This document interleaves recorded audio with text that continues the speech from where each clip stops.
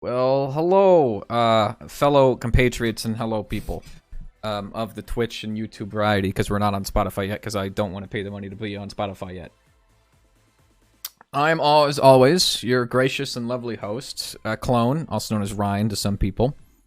I'm joined today by Mr. Gazorp, and Xander. How are you two doing today? Damn, he knew we were going to be so lazy, he just introduced us for us. Yeah, remember last week he had this whole big plan, and then this week it's just that.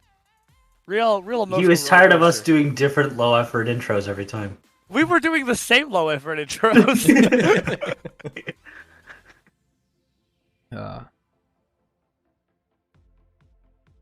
Yep, and that's it. That's that. That's it. 5 That's seconds the of whole podcast. Yep. Yeah, that's beautiful.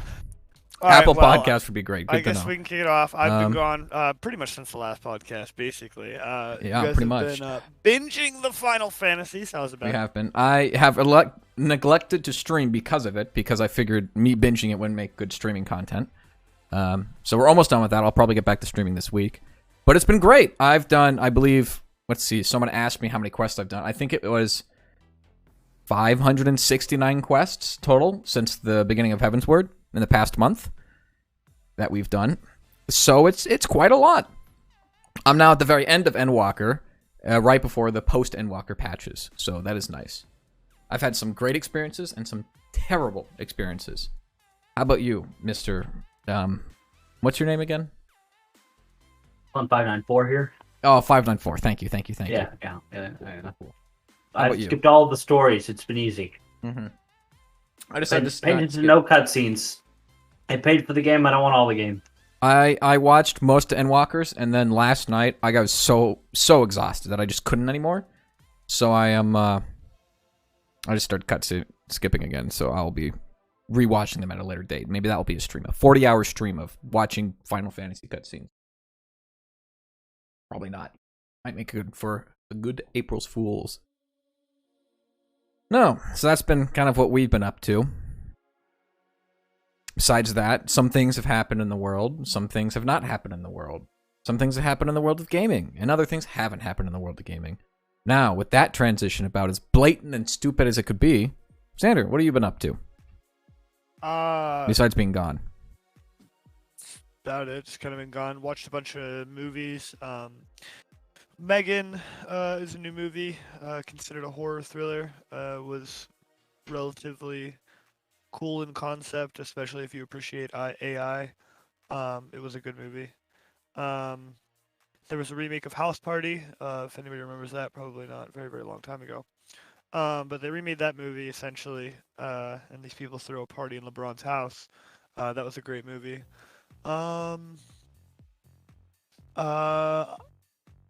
was a little while ago, but Nicolas Cage did a new movie in The Old Way. That was good. So there's been a good handful of new movies.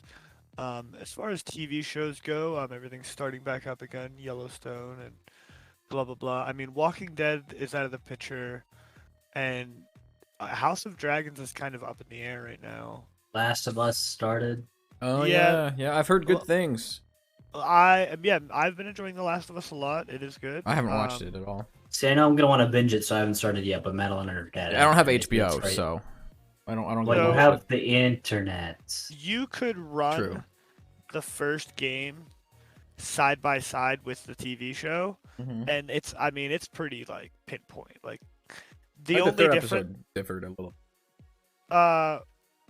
Every episode differs a little bit. So, one of the biggest key examples that I thought was huge is in The Last of Us, they don't directly, like, at your face explain to you how the disease works and you know what's causing it. Like, they don't directly to your face tell you all that stuff. They tell you I thought that they kind of through. did. They tell it to you like in bits and pieces, but generally, like, to actually get the full story on that, they tell it to you through like pickups and notes, and you piece things Yeah, together. Good point, I interpretive guess, yeah. dance. Interpretive.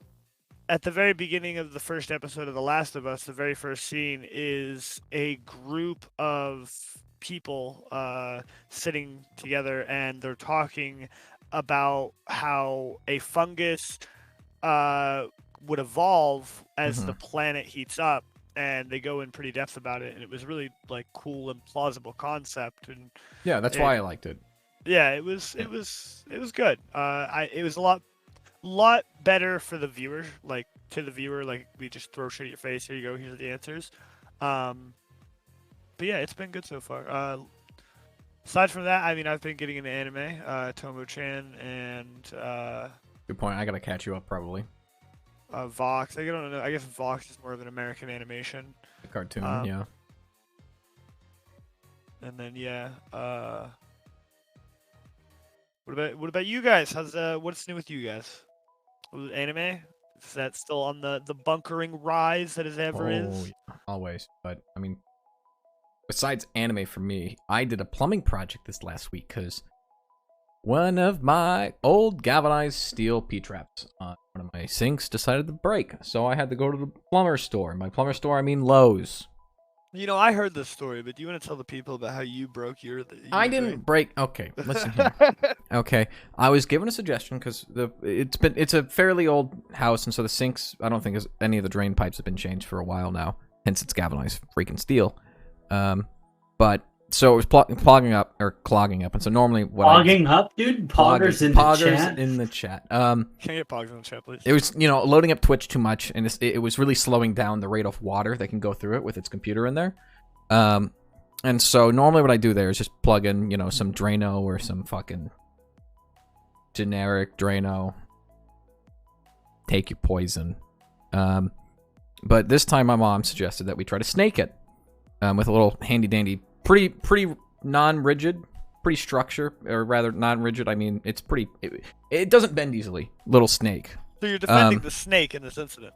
The snake was definitely the cause of it, and so when I did it, I put it through, no resistance. Like, the snake must not going long enough to hit the drain. So you defend the snake. You quote no resistance. So the common denominator here would be that you listen, like pushed hard. No, I did. Like I said, I pushed it in. Don't take this out of context, right? I pushed it in, and it made a hole in it. And I didn't know it made a hole in it because when I pushed it in, there was no resistance. It was like, oh, so you didn't feel or hear anything? No. I was listening to music, but no, I didn't hear anything because I was listening to music, and I didn't feel anything because there was no fucking resistance. And so when I put it in there, like, okay, then it must have rounded the bend. It must have, not hit anything, and so it's probably further than the snake can go. Whatever. So I ran some water in to see if the clog was through. The water didn't build up like it normally does. I'm like, oh, I must have fixed it. And then Bright Me had an idea. Oh, what if the snake just put a hole in my P-trap? I opened up the wooden cupboards down below, and there's a bunch of water coming out now. Now, thankfully, I keep a pile of towels in the bathroom. Not sure why, but they were there. So I threw that at it, and so I stopped most of the water from hitting the floor, and then I grabbed the fan and aired it out and all that. But yeah, so the snake put a hole in the fucking P-trap. But hey, now everything's back together and holding fine. It's probably not the code, but I don't have to worry about that until I sell the place. For many, many years from now. Did you just redo it the same as it was? What do you mean by redo it the same? I didn't use galvanized steel. No, why the fuck would I do that? That's just stupid. No, That's asking like, for a problem. Same shape, size. That's probably fine. Well, yeah, you kind of need to. You can't use a bigger one because then you need some real it's probably stupidity. Thankfully, last time I did one of these things, the pipes in this house aren't really. They're not standard to today's coding, so the new plastic stuff that I get doesn't quite fit all the way. So normally I have to hacksaw something off.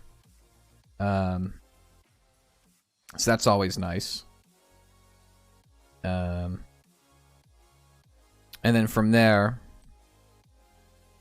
I just attach things on both sides. I try to use the new gaskets and the new plastic connector to the plastic pipe itself, the thing that you thread onto it. They get a good connection, but because it's metal to plastic, it's never gonna really seat well. So almost always I'll do that, and then there will be some leaking. And so pretty much this one was, pretty much this one happened the same way where there was leaking, but you just take some. This is where I don't think it's up to code and just plumber putty it. I should have just gotten some sealant, and that would have fixed it like in 5 seconds once it dried.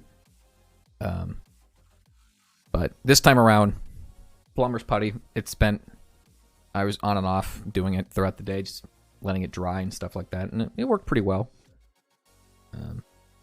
Either way, I mean, it works. It doesn't leak anymore, and that's the end all be all, right? Pipe don't leak. It's not like it's under pressure. I'm so grateful for, Clum. What? Shit like that happens to me, and I just go call the condo association. They just send the guy over, and he fixes it. See, and I bet you he's doing exactly what I would do. See, at the condos that I know, right? My older stepsister lives in a condo, and that's kind of how they are. But you say the guy comes over and fixes it, right? Yeah. She pretty much says, let us know how much the parts cost, and then we'll give him the money for it, and then done. What happens at her place is they don't show up for months at end, and then the other stepsister they have, my younger one, she lives in a condo as well, and that condo association person is a cracked out nut job that doesn't do anything and doesn't know what they're doing. And so I've had to do more work down there by it, like that. So I'm quite masterful at the DIY at this fucking point, putting together a house.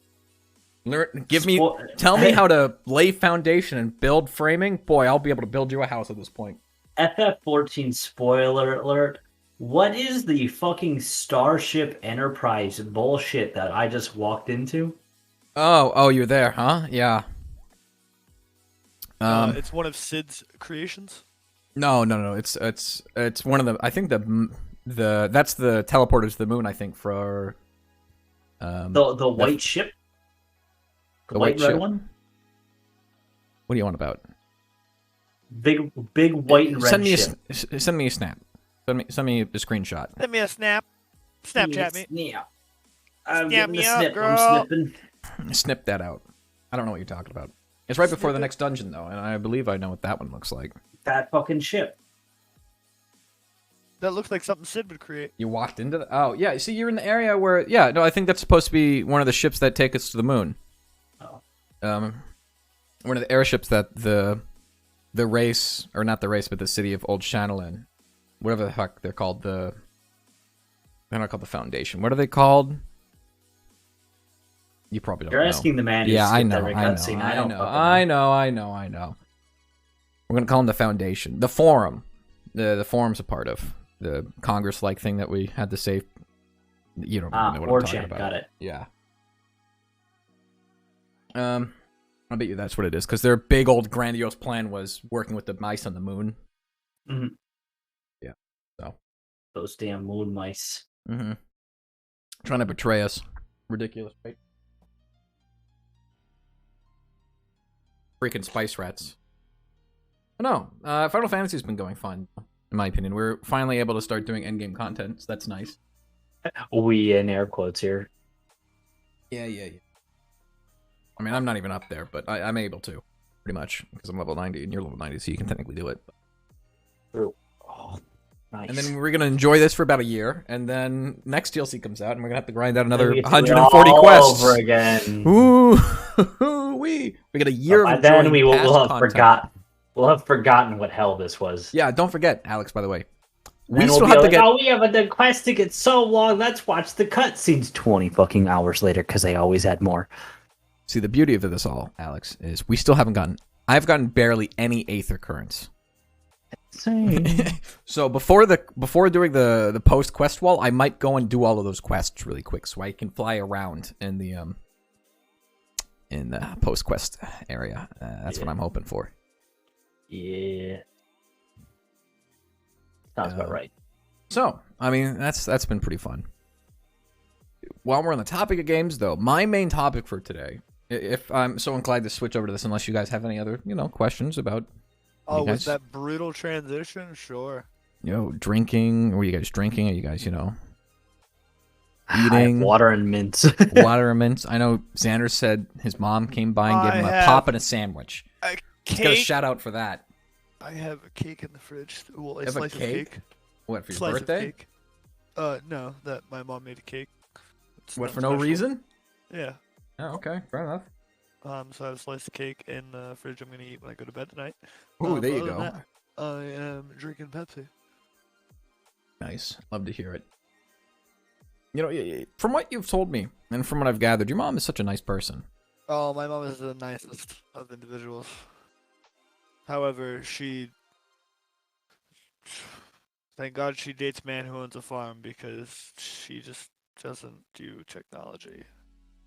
Doesn't do technology. I feel like most people... Listen, I thought the Roku, the easiest of operating Don't even systems, get me started, Xander. was gonna be a swing dig of a deal. I set it up prim and proper, and I got her all the nice accessibilities, and I said, here, just press and hold that button and say anything. She's like, anything? Yep. She's like, action movie. Pops up with a bunch of action movies, clicks in. She's like, wow, that's great. I was like, awesome. We're a year into this, and this bitch isn't fucking retaining any information. I can't believe you just called your own mother a bitch. That's shocking. He would do it to her face. Mm-hmm. I would. I love my mother to death, and she knows it, but she is a travesty when it comes to electronics. Mine would just slap me across the face if I called her that. And... My mom would just throw her phone at me and be like, well, then you fix it. You fix it, yeah. That's pretty much what I've become, is tech support for my mom's Roku as well. It's quite hilarious. The amount of insults that go in my family, it doesn't matter. Pretty funny. Yeah, well, back to video games, why not? Back to relevant information. What I wanted to talk about is the new Dead Space remake. Now, I'm sure everyone here knows about it at this point. I'm sure everyone here has definitely probably not played Dead Space. I'm not sure if Xander or Alex has, or anybody in the chat, but The original Dead Space. mm-hmm. I've played through and beat Dead Space 1 and 2. There you go. I've never played a single one. I've watched all of them a billion times because it reminds me of Resident Evil 4, and that game was a bop. Loved it. I thought it would just be that, but sci-fi. So the new Red Space. Red Dead meets Dead Space.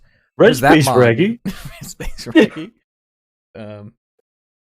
Remake has been phenomenal. Like the 3 days after it came out, I watched an entire playthrough of it because it looked good. Yes, I just don't get the hype. I mean, the hype for me isn't, oh my god, it's a Dead Space remake. It's, oh my god, I can finally play a 15-year-old game that has good graphics now. It's kind of the same reason why I didn't play Resident Evil 3 until they made a remake. Like, Dead Space was a horror game that brought two cool mechanics to the... Okay, three cool mechanics. 2.5, really. Mechanic number one. A system that attempts to... say, hey, this player hasn't been scared in a minute. Let's fuck with him. Or, hey, this player is getting away with some shit. Let's try and fuck him over. That was a cool system. The other system is destroying appendages, and that goes with the other half of mechanic, which is how guns work, which is you can shoot vertically or horizontally, or this one shoots a ball or a beam or blah blah blah blah blah.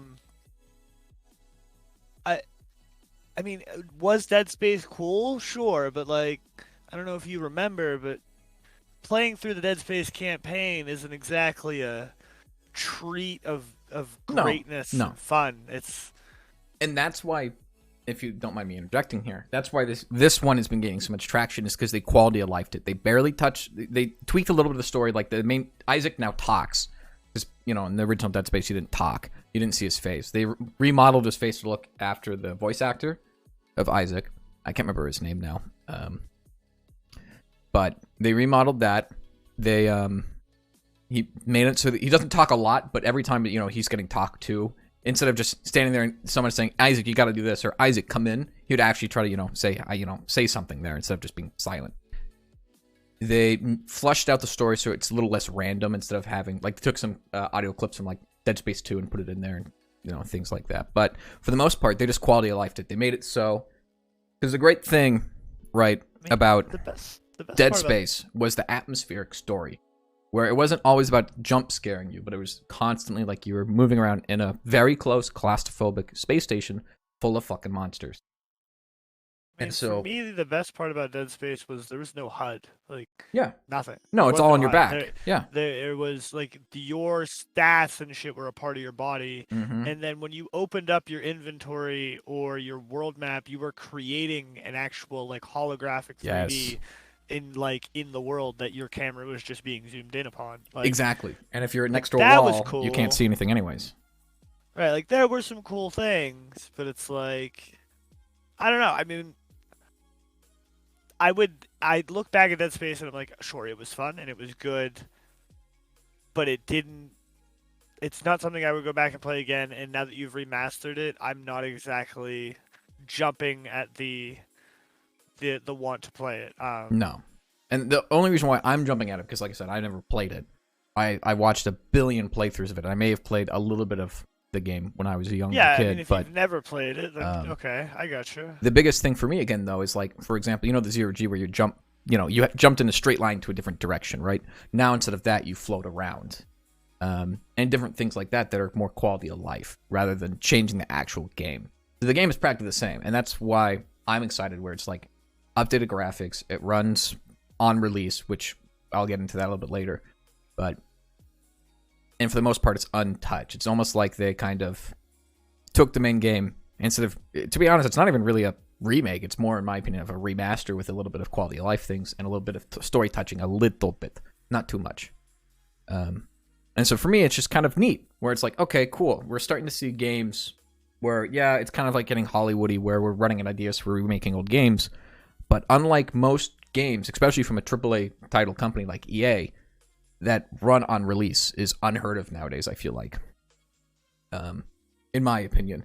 And so it's nice to see a breath of fresh air, where we're finally seeing something besides like Resident Evil, where they've always kind of run on release, but it's been a little buggy. Like I know Resident Evil 8 was a little bit tough on machines, but for the most part.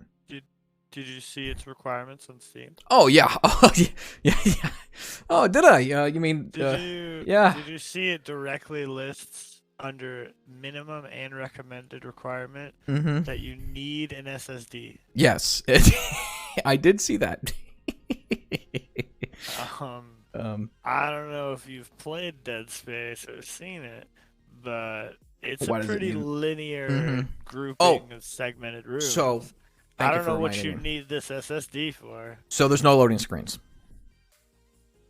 in the Okay. game. Thank you for reminding me. It's open world, so you can go back to, you know how in the original Dead Space games they kind of cut you off at the chapters, but now you can go pretty much anywhere in the ship. You know the tram and how that used to segment you into like this is the end of the chapter.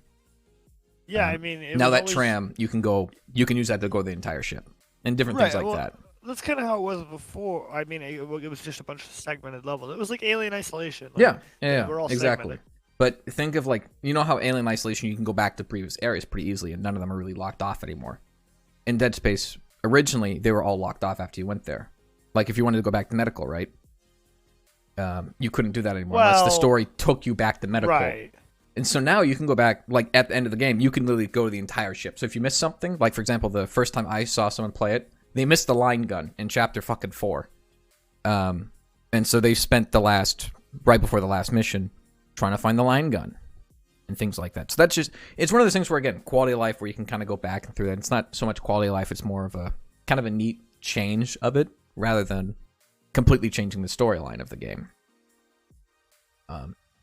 So, I mean, that's my only thing about Dead Space, the remake, is primarily it works fine on release. For even like the top end machines, because a lot of games nowadays, you know, on the top end machines, you can't even fucking run them on release because they're so graphically whatever the heck, and they're so buggy and this and that.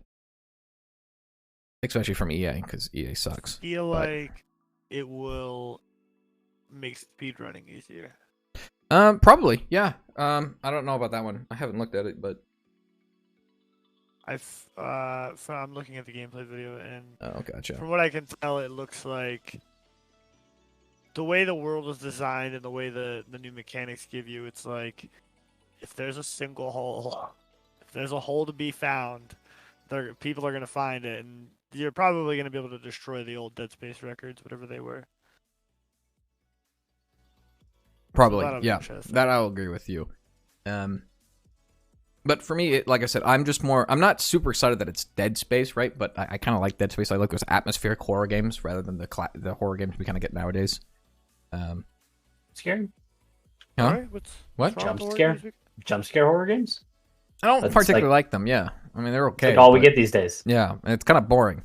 That's where like Resident Evil and like Dead Space to me have always been kind of cool because like, oh, it's atmospheric horror. It's kind of like the good horror, in my opinion. But what I'm more excited about it is it's kind of a nice breath of fresh air. Like I said, having a game that actually runs on release. I know the minimum requirements are out of this freaking world, right? But I say out of this freaking world because I'm using a machine built upon a freaking motherboard made in 2016. I feel like a lot of people that are getting into PCs or have been into PCs aren't really using that old of a technology at this point. I'm still hung up on the fact you think we've had nothing but jump scare games. I mean, we have just been through an era of ghost killing games. For one, Phasmo, Ghost Exorcism, blah, blah. We just had a legion of basically every year we got, or every other year, we got a Resident Evil that was like death-defyingly horrific. Every year? What are you talking about? It was like every other year, every 2 years. Yeah. Like we were for a while there. We were getting pretty consistent. Pieces, yes, but I'm not saying Resident Evils. I'm just saying over the last like 5 years, 6, 7 years, we've gotten a plethora, probably more than ever, of good non-jump scare horror games. I mean, I would consider the Ghost Hunting. When I look back at like scare. Fear, yeah, Fear was a horror game that was good in its own rights and stuff. But it also existed in an age where its only competition was jump scares. Like that it was the first to ever do it without being a jump scare game. But in recent days, we have had a onslaught of non-jump scare based games. So you talked about in the last 5 years. I'm talking like, I shouldn't say like in the course of video game history, in my opinion, there's been a lot of good atmospheric horror games, but compared that to the jump scare horror games that we get, because it's kind of a nice, easy cash grab, right? It's there's a huge, disproportion. Disproportion. I mispronounced that word, but I'm not gonna. Alien Isolation. Yeah, the Evil Within 2. There's a lot of good ones. I'm not saying there's not a lot of good ones. Like you said, Evil Within 2, Evil Within, Alien Isolation, Prey to some extent. Was there a second Prey already? Was so good. Prey scared the shit out of me. I think they announced there's gonna be a second Prey, but I don't think it's out yet. Yeah, they're working on it. Yeah. So things like that, those are great, but there's like 10, 20 of them in the course of 2 decades. Is what I'm trying to get at. Is where like you have, like you said, a new trend with Phasmophobia, with a bunch of ghost hunting games, where some of them are absolutely fantastic. I mean, there's only one that I like. That's Ghost Exorcism. I know, but a lot of people like. A lot of people like Phaz. A lot of people like Phaz. Is what I'm trying to get at, and there's different things like that where there's so many different horror games, and there's a bunch of different horror genres. But in my opinion, you only get the big titles for the atmospheric horrors. You get Resident Evil. Prey kind of came out of nowhere, but now we're thinking about Prey. We're thinking about, like you said, The Evil Within. Silent Hill hasn't had anything for a while. Alien Isolation. Evil games, the Little Nightmare games. I'm just saying, like, over the last 5 years, there have been a lot. There's been a lot of horror games that were not jump scares. They were atmosphere, but they weren't straight up just like.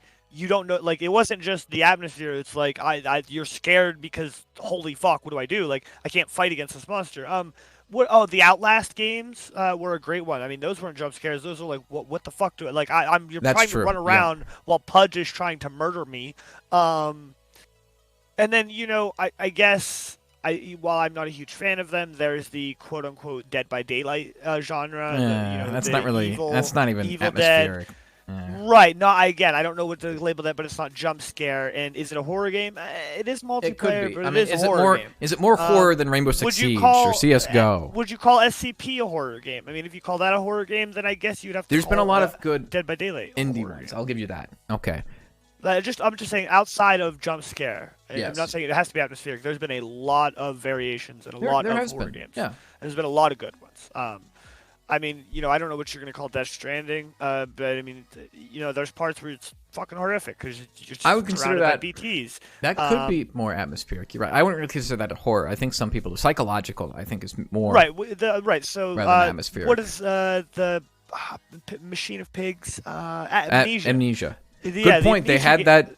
Right. Recent The Amnesia one. games. There were 3 of them or 4 of them. Yeah, there were 3 or 4 of them. I own all of them. The old ones are I know there's a new one. All of them. I even own the brand new one. Oh, okay. Yeah, I mean, those are fantastic. That's what I'm talking about. Like atmosphere. I don't particularly like those ones because you can't fight back, but I do understand the concept. That is in itself true horror in my opinion. It's not. I don't know if it's atmospheric because I know they do also have a lot of jump scares. But most horror games will have jump scares in it, of course. But I do get what you're trying to say, and I do agree. There's been a lot of horror games, but in my opinion, for me in my little niche where it's like Resident Evil, Dead Space, and all those type of things that it's story-driven and atmospheric, there's not been too many of them, if that makes sense. Like you said, there's Alien Isolation, there's Prey. There's probably a lot more than just that. A Plague Tale. I mean, a Plague Tale, I guess, would be an atmospheric horror. I haven't played that, so that one. A Plague Tale is a prime example of a game that is just what it's like. What do I do? I'm surrounded by rats. I only have so much resources, and then like you start something, and then something chain triggers a domino effect of now you're like on this non-existent timer that's like, that oil is going to spill and the fire is going to go out and I will be killed by these rats if I don't figure out what I need to do. And like, and you're trying, that was, I don't know if that's atmospheric or, what, but that was another, the Plague Tale series is it's up there on the podiums of horror games for sure. So you would consider it a horror? Okay, I would consider it more adventure personally, but I mean, it is an adventure. It's it's an adventure puzzle. I don't know. I mean, Thriller, it has puzzle. Yeah, it has the elements of there, but for me personally, that setting isn't too terrifying for me personally. Like, I don't think it's a game that I would purposely turn off the lights for and get myself into a spooky mood. No, But yeah. it's on the line. I agree with you. Right, on that. you don't have to be in a spooky mood. It's just like it's one of those games that you constantly get put in these moments of distress, and you're not like fighting something. You're afraid of the environment. You're afraid of the world because the world is what's trying to kill you. It's the rats, the fire, the other garbage. Agreed, and that's where like that's this type of game that I would like more of, that kind of atmospheric, that where you're afraid of the world rather than afraid of the monsters. Like for example, that's where like I don't want to bring it back to Dead Space, but I know that's kind of where we started this all for. But Dead Space, right? The enemies themselves aren't super hard to kill, right? You shoot off the limbs, that's pretty much there. Right, but that's what the it's horror more of of Dead the Space is built on, right? Like, 'cause yes, nothing's gonna scare you really in Dead Space. I mean, there's a few jump scare scenes, but aside from that, it's just the lack of ammunition, the lack It's of just that system of has the player done anything? No. Are they getting away with doing nothing? Yes. Well, then we need to send a guy something, through the vent above them. Did they react? No. All right, we're attacking them. Like, there's a system in place exactly to cause you horror. I know in the new remaster, I guess is what they're calling it as well. They did make it so it kind of has Alien Isolation. Ever since Alien Isolation really, I won't say revolutionized the horror AI thing where the enemy adapts to your playstyle. They did mention that there's a little bit of that. Obviously not as much as there is in Alien Isolation. That's why I love the game so much. I'm never going to trust a developer in my life about AI until I see someone outdo fear. True. Until I see and witness with my own eyes the AI communicating with each other and actually like me sitting there and going, oh, okay, he's telling him, I witnessed what happened and now I am dead. Like it was, yeah. Like God, I wish they would put more work into that AI, but I get it too because it's a lot of work. In Fear's, it's the same problem Gotham Knights has. In Fear's day, Fear ran it was so bad. It ran so bad, and nobody understood why. It wasn't graphically that great. Sure, it could be, but on the lowest, it went really low, and it still ran like ass. And nobody understood why. Well, it's because of all the processing that all those enemies are doing in their AI. Like, their AI trees are gigantic. Exactly. That's a good point.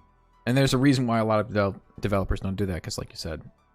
But at the same time, you have the point where, like, I feel like at this point day and age, we could focus on that instead of focusing on like a graphically heavy game, because you could choose one or the other. You could make it look okay and have really good AI, and you'd probably run just fine if you balanced it properly. Right. So, but who plays a game with shitty graphics nowadays? So if you ignore the all the bullshit and just look at like making AI better, there is a huge issue you have to face with AI. So to correctly if we use modern technology, we could create essentially AIs that basically would start at zero, and they, like, when they spawn, and they would gather information and improve until you shoot them in the head and kill them, right? But we could make the AI so good that, like, we could make a game basically, like, impossible. Like, we could make a game basically impossible when the odds are overly stacked in your favor, and it's still like, these bots are fucking insane. Like, so there's that fine line of, like, if you incorporate good, not great, not like like just quality AI, you create an AI that is possibly murderous, like unbeatable in potential, basically.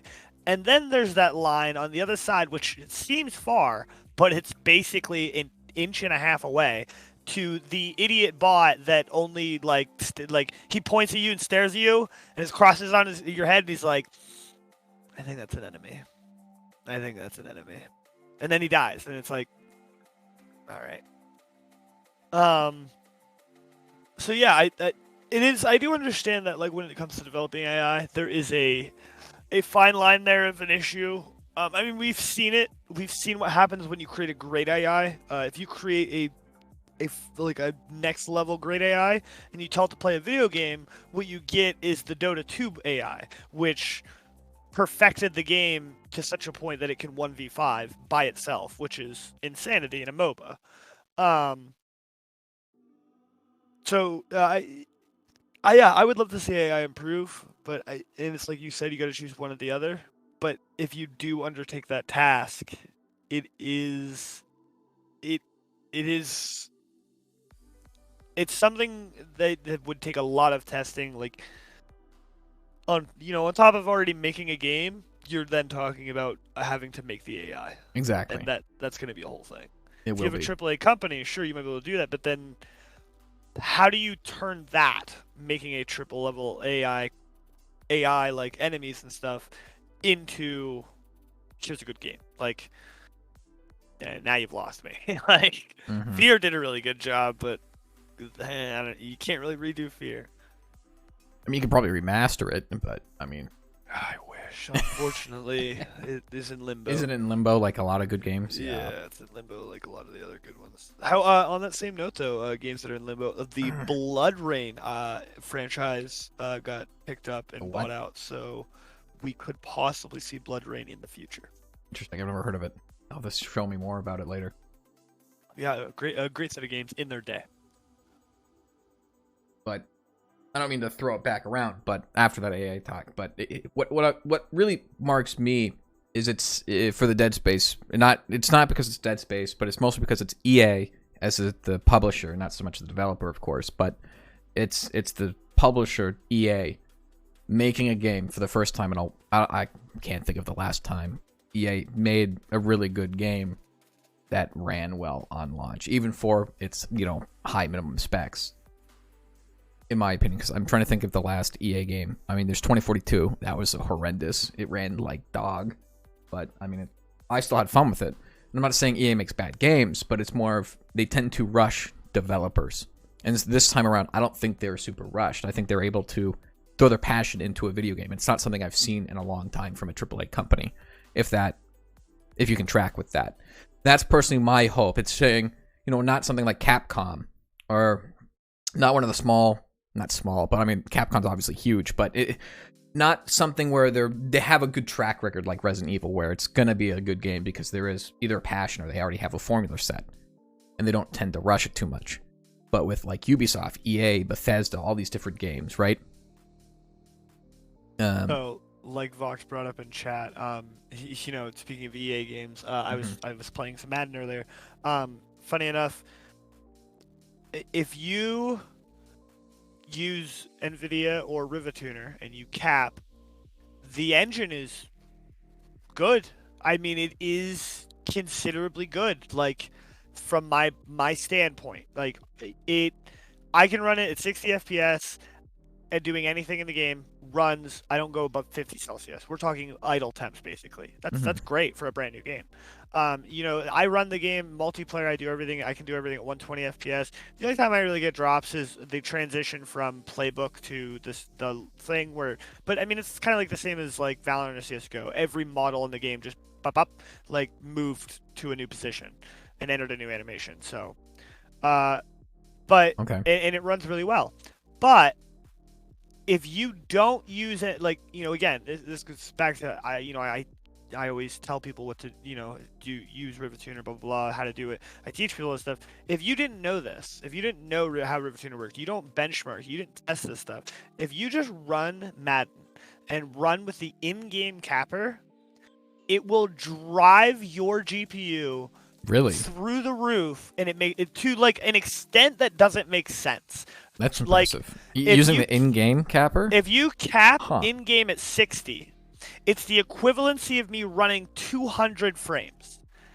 Okay? Wow.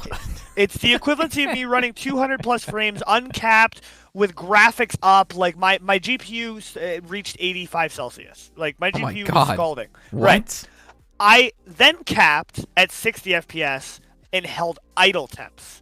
Capped at 120, I held at 50 Celsius. I capped at 200, and I started to get bottlenecked by the engine itself, and it started to hold me around like 170 to 180. So the engine isn't meant to go that high, but it does. No, do it's definitely meant to go 120 60-30. It right, may do it's meant 120. it's meant to do 120 because that's what the new consoles do. So it does do 120, and it does it well. But if you cap in-game, it costs 3 times the amount of resources. That's output crazy. if you just cap out of game. That doesn't make any sense. That like I know most things in that's a most frame in-game limiter. caps. And that's a really bad. That's yeah. the definition of a frame limiter. It's a bad frame limiter. Not only is it limiting the frame, it's letting it go rampant while letting it run. Exactly. It's like it's limiting the frames you see, but it's still processing all the other frames. Correct? Yeah. It will in a simplistic way. I'm trying to dumb it down for my own brain, but that's impressive because most places I know it's the frame holders or the frame limiters, and they don't do it well, but they're not normally that bad, right? I mean, the average person could cap it at 60 in game, and it should be okay, right?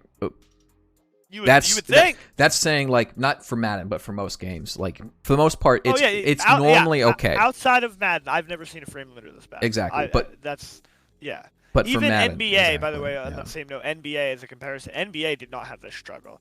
You could cap in game in NBA, and it did run worse, but not nearly. It wasn't like twice as bad, and it wasn't definitely like Madden, which is like 3 times as bad. We're talking the difference between hovering 20 to 35% and holding a clean 100 solid.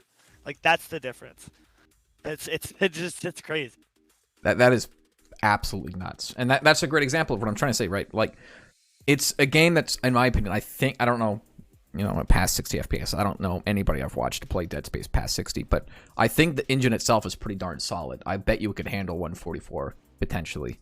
I'd have to look up videos. Maybe it's not as well built as I think it is, but for the most part, it's well built. Where I don't think they would do that, but I'd have no clue. There's no way to know unless I tested it myself. You personally, or someone who had the had the knowledge, know-how, tested it and capped out of game. Exactly. Because I'm willing to bet Dead Space itself has that same issue, and I'm willing to bet Dead Space probably runs really well if you cap out of game. Probably, yeah.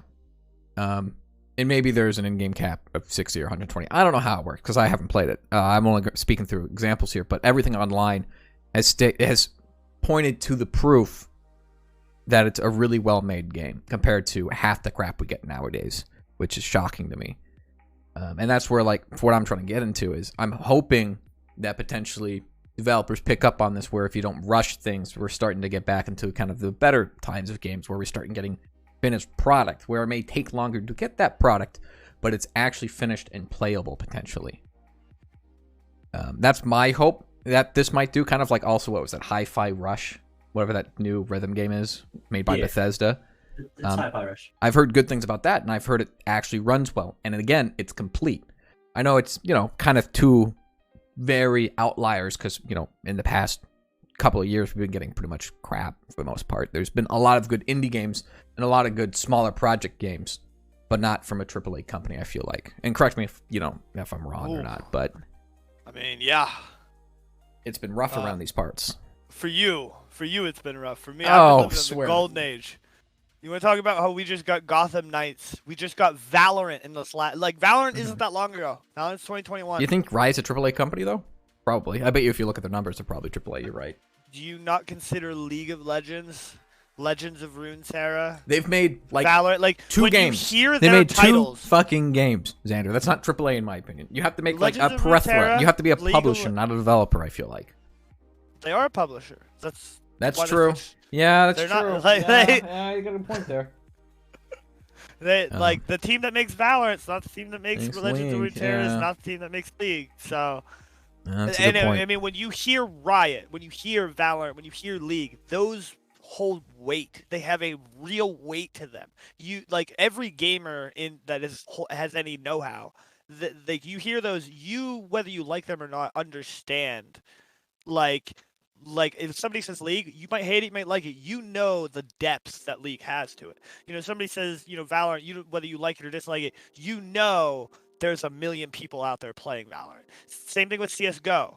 Whether good or bad, however you feel about it, it's been around for 20 years. And Counter-Strike is going to be around for 20 more years, I'm sure. And it's still breathing a million players. They hold weight, so yeah, they're a AAA company in my eyes. I mean, they could be. You're not wrong. I mean, I feel like it would be more. I would say DICE is slowly falling out of the roster as a AAA company. Yeah, that's true. I don't know. I feel like I would consider a lot of these companies AA rather than AAA. But that's probably old me thinking Yeah, back no, in old it's numbers. not the same as it used to be. I mean, Mhm. there was a There's a time lot when more people. DICE was considered the best developer Yeah. ever. They were considered the like when you Oh, who said made the new AAA Dead company Space? or you thought about it, DICE was the best. And then there was a time, when Valve was, Motive, the okay. Orange Box, Portal, Half-Life, Dota. Valve was just king of the fucking planet. Then there was the League. Like we have had so many transitions, but you're right. It's there. 10 years ago, we had a good handful of people we could say these are like Blizzard. Yeah. That was Blizzard. Bethesda, was a AAA EA. company. Yeah. Blizz Activision. I don't know. I don't know. I think they still are because I think if I remember correctly, it has to do with how many sales and how many people are playing your game. I think that's what makes a AAA versus a AA. But I'm not gonna bother looking it up right now. I looked it up in the past. If we looked at World of Warcraft right now, they're on the upswing because of the new expansion. Yep. But if you look at World of Warcraft in comparison to the World of Warcraft of 5 years ago, Yeah. there's a mass difference in the upkeep because of players being able to afford buying their own tokens in game and the amount of players that have dropped. I mean, its population Now has taken massive hits and it's also taken massive uprises, but people can buy tokens and there's the scrolls and there's this and that. They are not what they once were. I mean, sure, it's on the upswing, but that's what saving grace. I mean, look at Heroes of the Storm. You're okay. I forget about Overwatch. You're right. Overwatch and Hearthstone both hold a lot of weight. I mean, the other thing that I think you have to look for Blizzard Activision, you're only thinking about the Blizzard part, right? Activision side of things, I know they're the same company now, but you have Call of Duty. Call of Duty's not going to die. No offense. I feel like you're just not going to let... Call of Duty isn't going to die unless they mess up really, really bad somehow. Because it's still gaining a huge amount of traction. You still have all that. But Yes. Agreed, yeah. But they definitely are fucking themselves by closing... Whenever they release a new Call of Duty, they shut down the old Call of Duty. Yeah, because that's how they get their money. And... The yearly sales. Call of Duty before, when they used to keep like 3-4 generations live, then like they'd make a new one, then shut down 3 or 4 generations ago, shut that one down. Like when they were doing that, they were very strong. But now they have Warzone, Xander. Call of Duty now, right? Yeah, it's free. I guess it's free to play. You have Warzone. That's everything. You lose your access to the old Call of Duties. Nah, you still got Warzone though. You still got the good old fashioned BR. Well, and I mean that's the other thing that gets a bad rap. Warzone isn't just BR. I've played Warzone, and while I don't play the BR, I'll tell you what, playing Ground War is great. Like large man Ground War is fucking phenomenal. However, that's the best you're really gonna get. It's still Call of Duty. To be fair, though, they have been making Call of Duty slightly different compared to the Call of Duty now is completely different than the Call of Duty 5 years ago. Ground War has tanks and fucking helicopters, and that's basically Battlefield. I mean, that's what I'm trying to get at. It's crazy. Like the Call of Duty nowadays is, I won't say more tactful, but it's more, I hate to use the word realistic, but it's less arcadey than it used to be, right? You can't, obviously there's still the trolls and stuff like that exist, or like, the riot shield with a rocket launcher prone in front of you and shooting yourself. Any pro player at the game. Exactly, but you get what I'm trying to say is like the HUD and everything else looks completely different than it used to. Back in the day, it used to, you could easily tell it's supposed to be kind of like a nice not arcade shooter, but you know what I mean, I can't think of the word now, but it used to be a little more silly rather than super serious. Nowadays, I feel like the multiplayer is super serious in Call of Duty as well, right? Yeah. But that's just the way that the game looks. It looks grittier. It looks more well refined. Obviously, it looks better because the graphics are out of this world because that's the only thing they care about. But it feels like a completely different game. It feels like you're not supposed to have two P90s, right, in the good old days of Modern Warfare 2, and run around and instantly destroy someone because you have an SMG and that's the best gun in the game, right?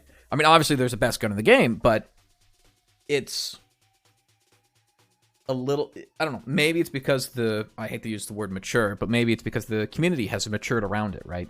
You have a lot of sure you have the younger crowd still going to, but it's been growing with the population that got really, really popular with Modern Warfare 2. They've been growing with the games. They've maybe changed it to better fit the player. But I digress.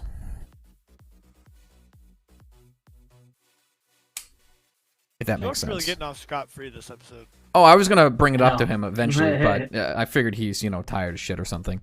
You had to set up printers on Windows 7 or something today. Oh, boo fucking who. Then now he finally understands why I hate printers. They're not that bad. Not that bad. It was more just annoying. Yeah, using Windows 10 as a cheat sheet. It is. It's great. You should try it sometime. Oh, I'm Should sorry. try- No. You don't do it anymore. Who's printing things? Too many people. Too many people. Companies. Big pharma. Hi. Welcome to where we live. Everybody needs to print shit. Yeah, why do you need need a to print physical something? copy of shit anymore?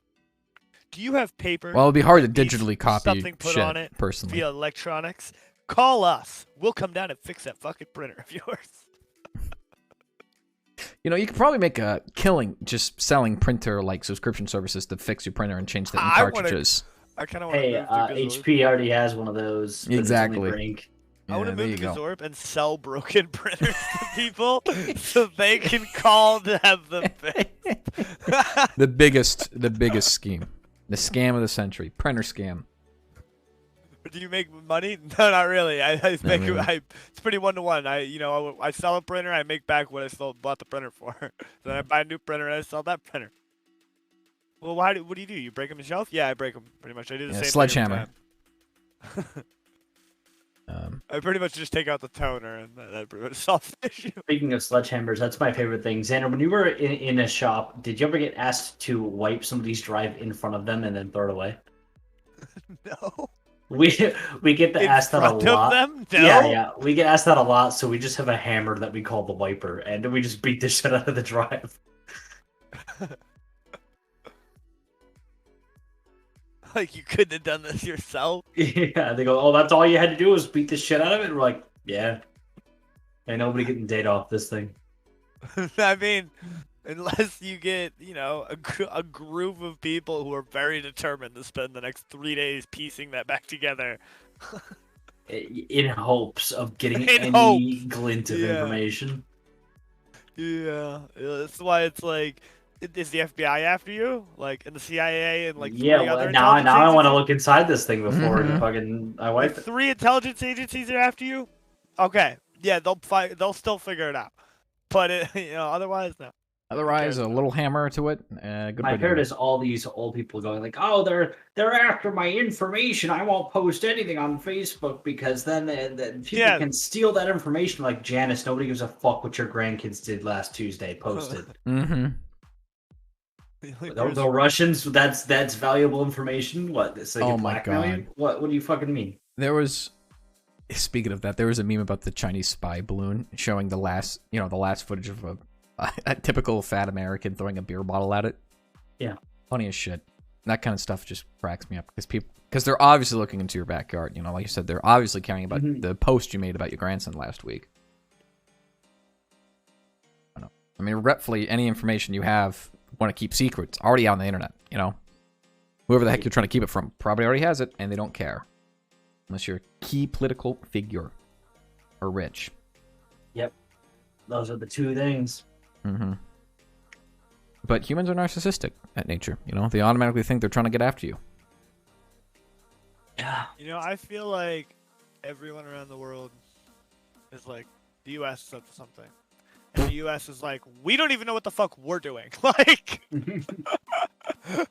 what do you think we have time to fucking worry about your guys' shit? Like, the fact that we're involved with the whole NATO, Ukraine, Russia thing is like a side project. We don't even know what we're doing on our That own. side project is just to get rid of our old inventory.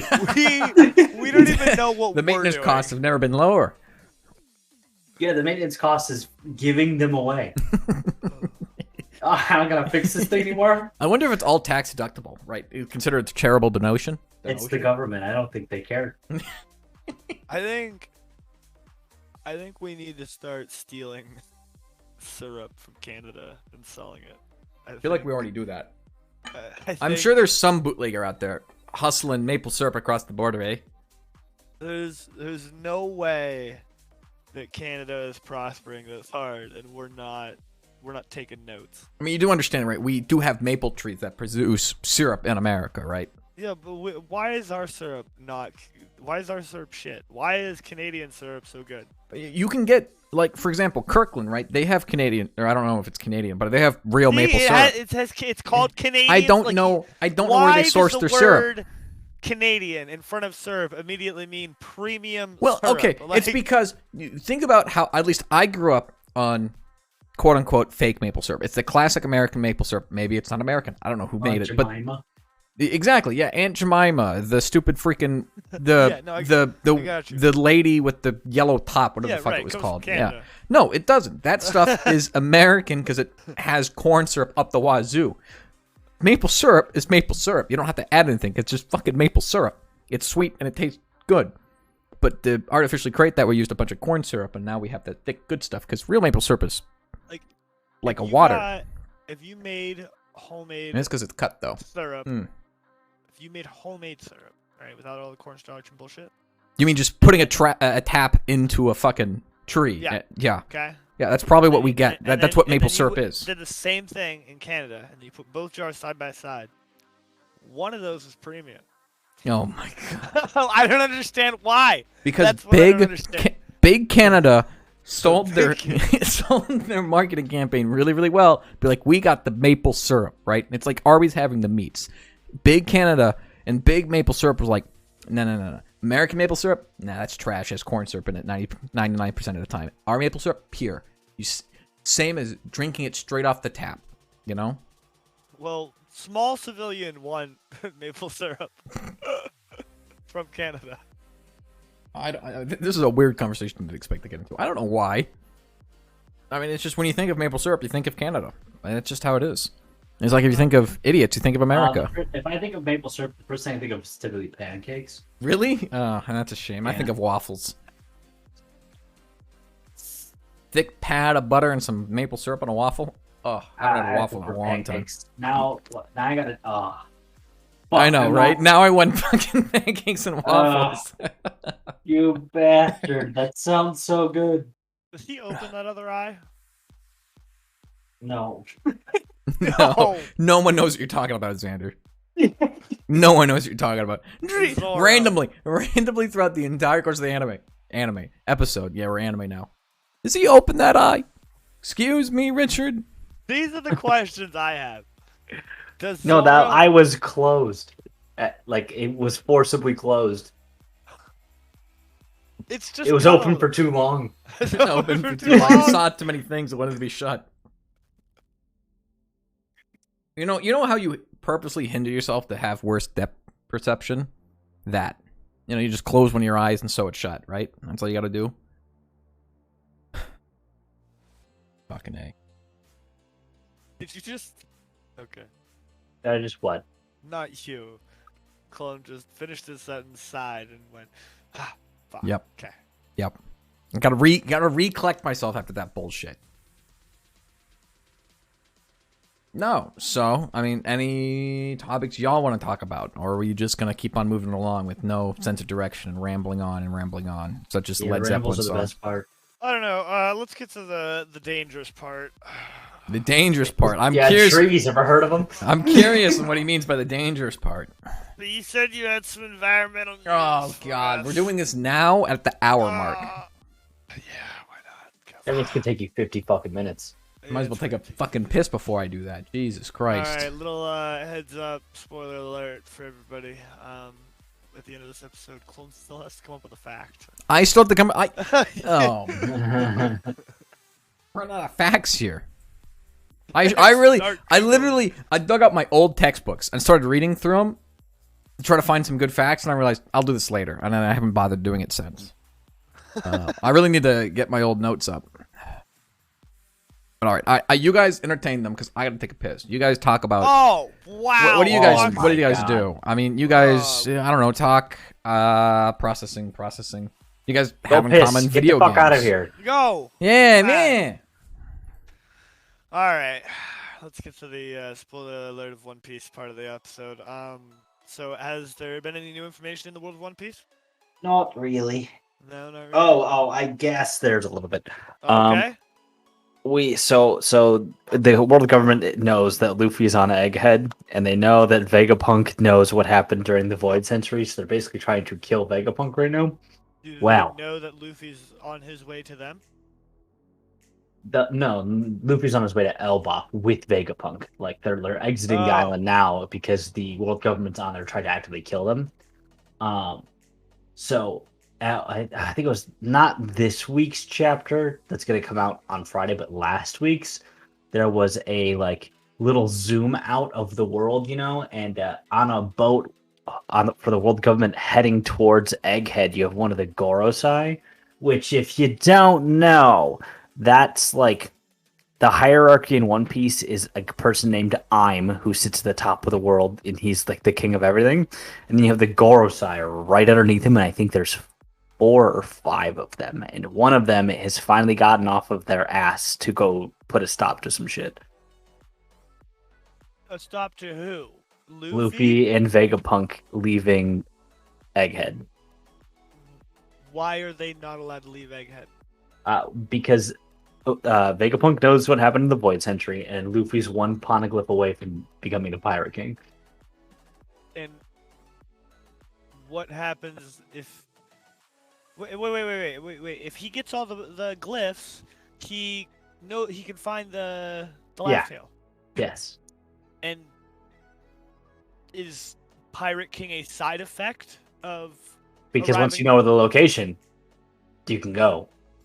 Okay. And then we're pretty sure that on that island, the biggest speculation is that the Void Century, all the information about what happened there is there. Okay, why does that make him the Pirate King? Because then he'll have gone to like the full route of the Grand Line.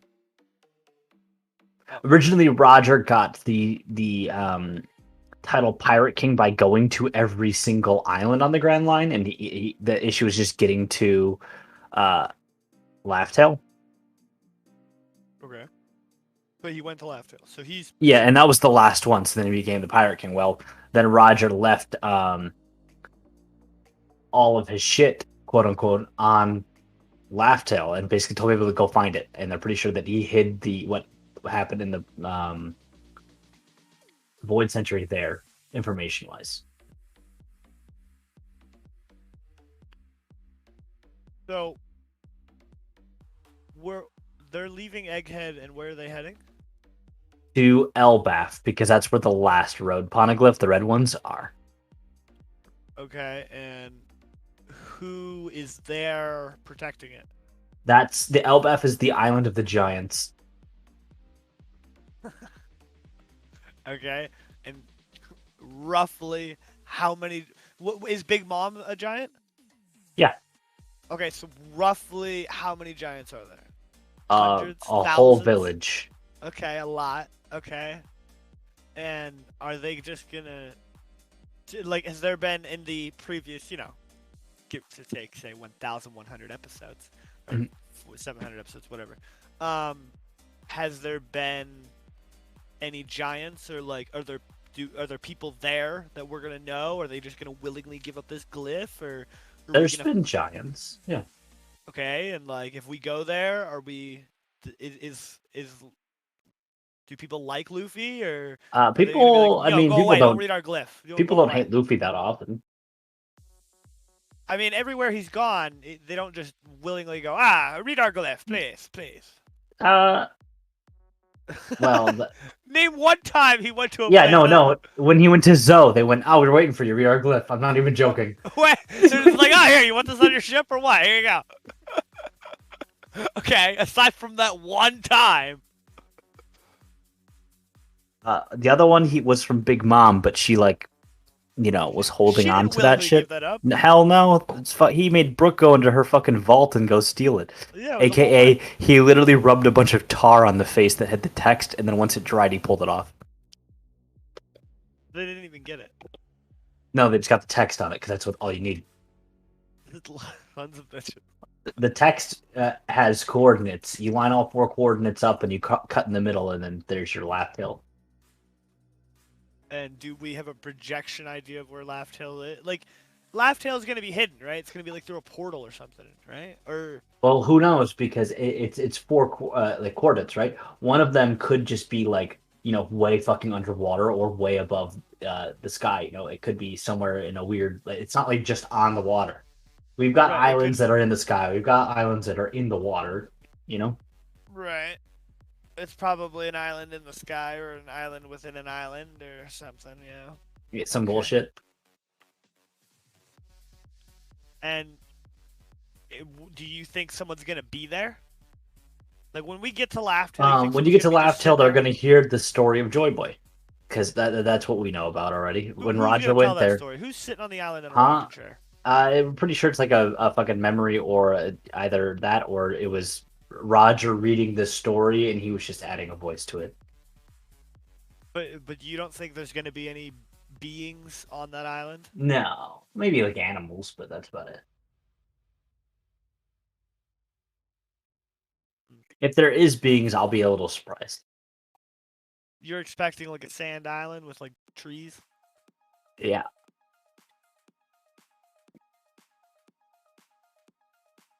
But that's the one piece right now. We also find out that if you use somebody's like devil fruit abilities are like inherent in your genes or some shit. So like there's no guarantee that if 2 people have the same devil fruit, they can use the same abilities. But like there's like a thing called like a lineage factor when it comes to making clones. So you can like combine a couple of devil fruits if you make a clone of somebody correctly. So that Vegapunk's been doing that. So he's got clones. They're called seraphims of the current warlords of the sea, or before they were butchered. Like they just said, no more warlords. They didn't die. They just basically said we're done with that system. So Jinbei, who's on Luffy's crew, he's the shark guy. He was a warlord. So there's a seraphim version of Jinbei. Jinbei doesn't have a devil fruit because he's a fishman. So he actually needs to swim and use the water. So Jinbei's seraphim has a couple of devil fruits. It's got the swim fruit, so it can swim through any piece of land, and I think it's got one more. I just don't remember off the top of my head. But basically, he just was able to clone a devil fruit, feed it to a seraphim that had high like lineage factor with the fruit itself, and then he just basically makes like the fucking most optimized user for these things. It's ridiculous. So could he, by doing that, doesn't that also allow his seraphims to be able to access the gears of the devil fruits? Or do not all devil fruits have Not gears? all devil fruits have gears. That's just what Luffy calls his changes. Okay, but if he were to replicate Luffy, wouldn't he be able to achieve the same? Yeah. Has he done it? No. Oh, well, we gotta do it. To be a warlord of the sea, you had to like basically cooperate with the world government, which could have been like giving them DNA samples or something. So Vegapunk could do that. Luffy was never a warlord, so they never had a chance. Who else has access to gears? Just Luffy. That's just a Luffy thing. That's just what he calls his Who shit. else has access to transformations? Chopper. Like Any I know Zoan fruit user, any of the animal fruit users can do it. he's not an animal. Oh, well, okay, right, because they can transform an animal. Well, fun. I didn't tell you this spoiler. Luffy doesn't have the gum fruit, Sander. What do you mean? He has the same. If I remember, he's got the same model of fruit as Chopper, the human fruit, but his is instead of just regular human. His is human modeled Nika, which is Nika the sun god. Oh. And so human sun god equals rubber? No, human sun god equals cartoon physics, like old school cartoon physics.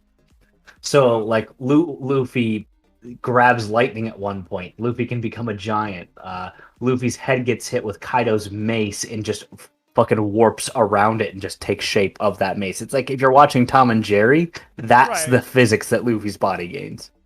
So he's not actually rubber, he's a cartoon. No, but because he wills, like basically he was told like this makes your body rubber.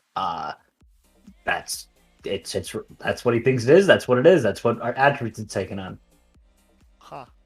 Yeah, so right now it just became the ability to be super fucking broken. But if he were to master it, he could go much beyond cartoon physics. Yes. So right now, after he had his fight with Kaido and he was in the form, you see him go into the form super casually in Egghead when he gets pissed off. Like somebody would like basically told him like he wasn't allowed to have food or something. He gets pissed off and accidentally slips into that gear transformation. And he just does it all the time now. Because that transformation was what you call a devil fruit awakening, Xander. Okay. Every devil fruit has one. Okay, and what happens when Brook awakens? We have no fucking idea. God Everyone's is different. Everyone's is different. Well, Brook needs to awaken because you know it's going to be amazing. Because isn't his just immortality? That's all his is, right? Yeah, you know, he got like a second life, I think, or something. He's got, basically immortality. Well, wait, is it immortality or invulnerability? Like immortality, because that motherfucker did die. He died, and when he woke back up, he was a floating spirit, and basically wandered the seas as a floating spirit. No, well, his body does. That's why he's a skeleton. He just is a ghost, so he possessed his own body. Oh, okay, I got you. All right. And what about Robin? Doesn't have anything. Robin has shit, doesn't she? Yeah, she's got it. She's got a devil fruit. Can she awaken? Nah, I don't think so. I don't think so, but however, did I show you a specific video, Xander? No, probably not. Let me I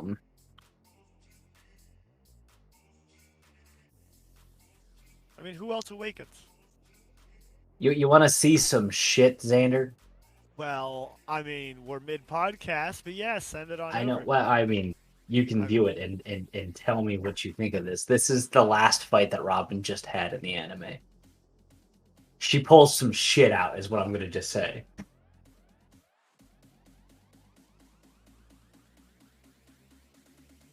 He turns into a sex succubus? No. This is what you guys decide to talk about. We talk about One Piece. Jeez, I've been here for the past like probably 10 minutes. It's just freaking hilarious to me. Xander just has so many questions. Well, yeah, he's right to, because it's a confusing anime.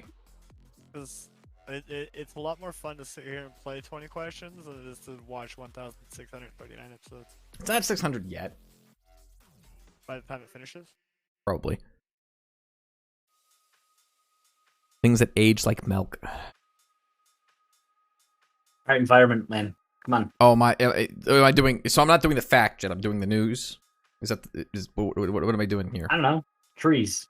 Trees? Well, okay. Well, let's do some news. According to the BBC, Shell, obviously the gas company Shell, the place where you fill up with the pump. Obviously, they do petroleum mining. But they reported the highest profits in 115 years in 2022. So think about that. It kind of further goes into the whole entire. Granted, in the United States, we're currently going through a slight recession, kind of. It's hard to say if it's a true recession yet or not. I personally think it's going to be, because there's food prices over the past couple of years have skyrocketed. Gas prices have finally come back down, but they skyrocketed, but they're still higher than they were when they first skyrocketed. So, companies are freaking making bank at the expense of the common person. But that kind of goes into... Where was it? Getting beat down hard right now. Anyway, so what the fuck is her devil fruit? I see. We're back to One Piece. Well, apparently she has the bloom fruit or some shit. Basically, it lets her fucking sprout her flower. Yeah, flower fruit. She can sprout her appendages like flowers. Interesting. and she awakened into a succubus. I don't know. We don't know if that's her awakening because that's a paramecia. Zoan awakenings have been confirmed to how the fuck you can tell what the hell they are. You gain that's how Luffy in one of the big gear forms gains that smoke halo, or not halo, like the remnant. No, I don't. But continue. Oh, it's like basically a little cloud of smoke that goes up and around your arms and neck. Okay. That is the sign of an awakening. So you can you could basically tell if Zoan's awakened or not with that. Ah. Meanwhile, I don't think there's been evidence of anything else awakening yet. Correct? No. Yeah. Well, no, Rob Lucci, when he fights him. Oh, yeah. Rob Lucci awakened his leopard fruit. Good point. Man, I need Brook to awaken. I don't know what that's gonna do for him, but maybe he just turns into a super spirit. He already is one. He's a super spirit. Brook's MVP.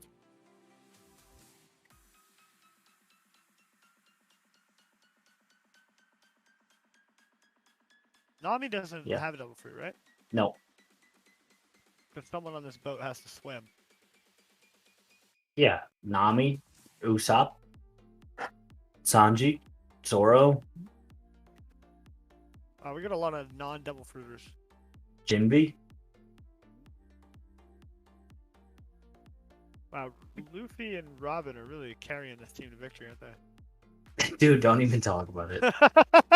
I didn't realize how hard the carry was around here.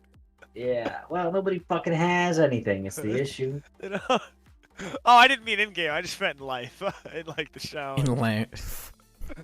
Like,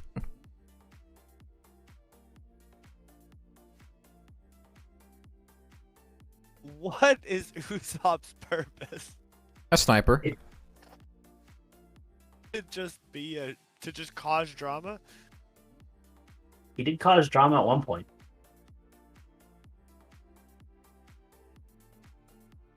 That Water 7. You remember, Cole? Wait, what? Say again? Sorry, I said definitely Usopp cut you out. Wow. I said Usopp did cause drama at one point. You know, at Water 7? Doesn't even remember. I'm Not even trying a to true think. fan. No, I'm not. You have to remember that Why was. he became Soga King? I was gonna say, is that when he started terrorizing the citizens with Soga? You know, the king. I was right. Okay. It's like I think I recognize it then, but still. Are you only playing this game during podcasts?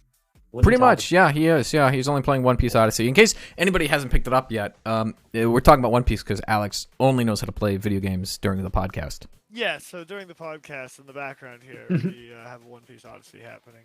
And, yeah, I feel like I'm starting to realize that the only time he plays this game is when we're doing the podcast. How else am I supposed to play single player games? I guess that's You can fair. just take a weekend off and just sit and just play single player games in a voice chat and chatting with people Yeah, I like mean, normal it's- people do. God, how much do you have going on that you can't just sit down? Too fucking and much. relax. I mean, what do you got? A wedding, work? Like, how much could you really? It's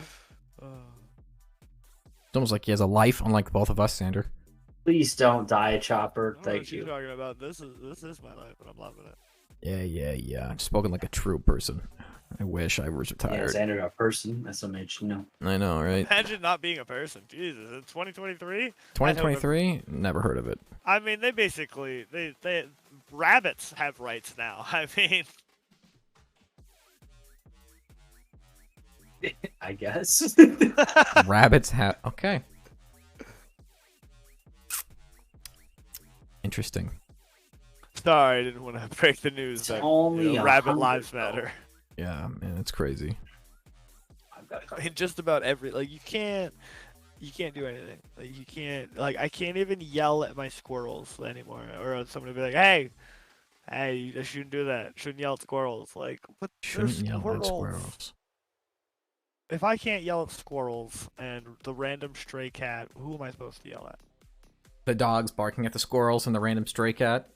No, you know what the correct answer is? The correct answer is, well, just go on Twitter and yell at people there. I don't want to yell at people on Twitter. Yeah, but Twitter's where all the drama is now, Xander. God, I know everybody just wants to go on Twitter for fights. That's just God.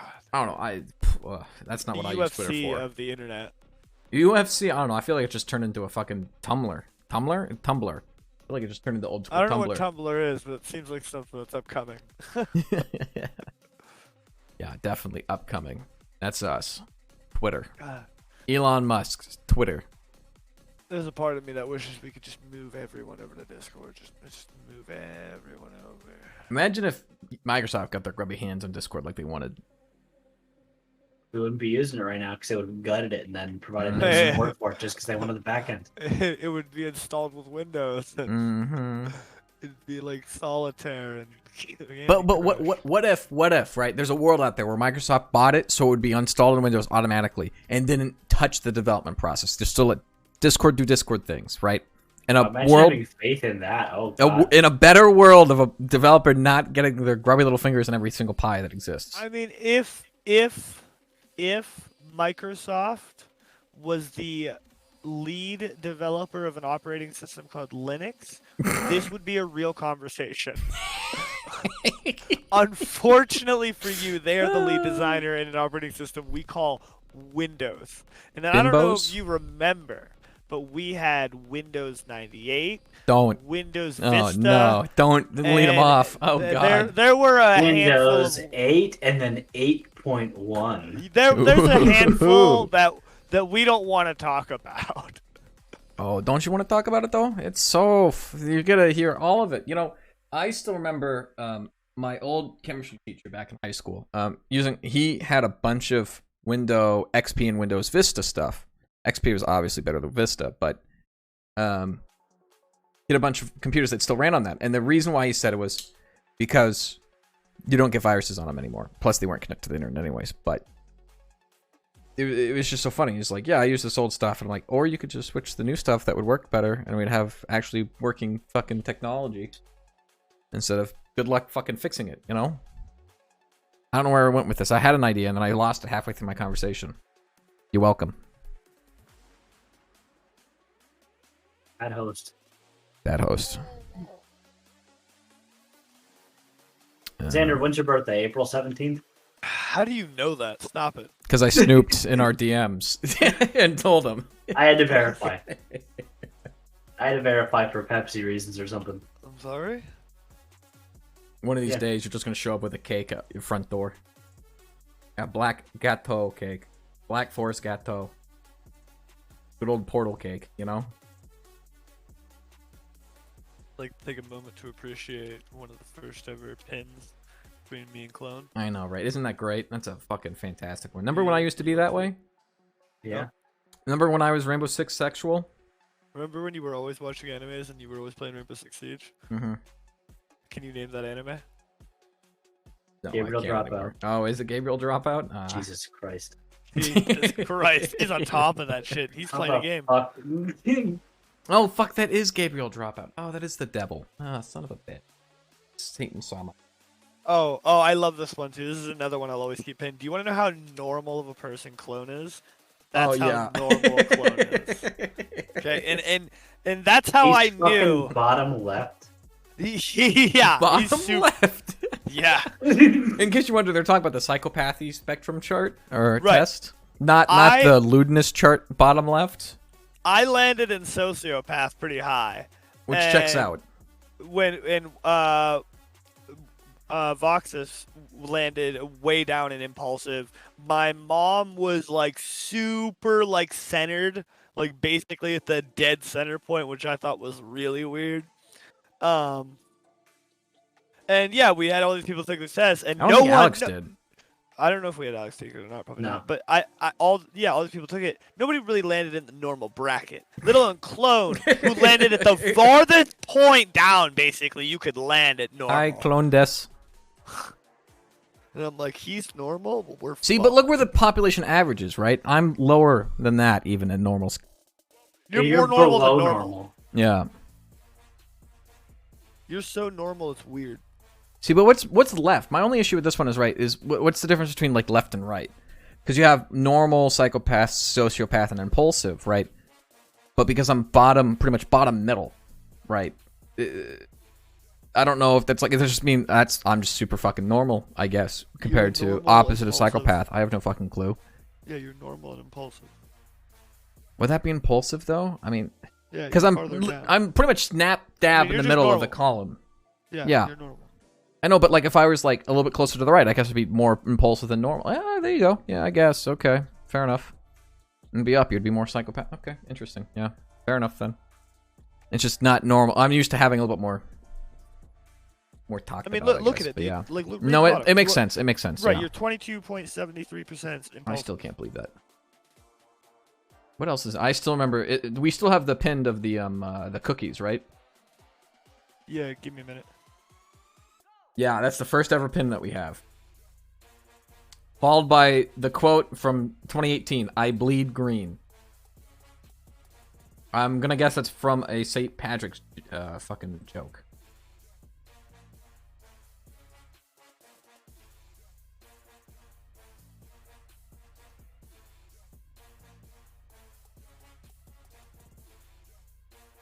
Y'all just looking through each other's pins now. Yep, that's what I did. Wow, SMH. Well, it is an hour and 30. I don't think we're geared. I think we still have more topics to talk about if you want, considering I haven't really talked too much about environmental. But I'm more than happy to skip that. Apparently, we have a new pin. Oh, right, D&D maps. What is our first ever pin, Alex? I bet you it's been deleted, but... Oh, that's right. Title, dig Minecraft title. Right. I forgot when you're scaring Doug out of his pants. Yeah, it was good. Those were funny.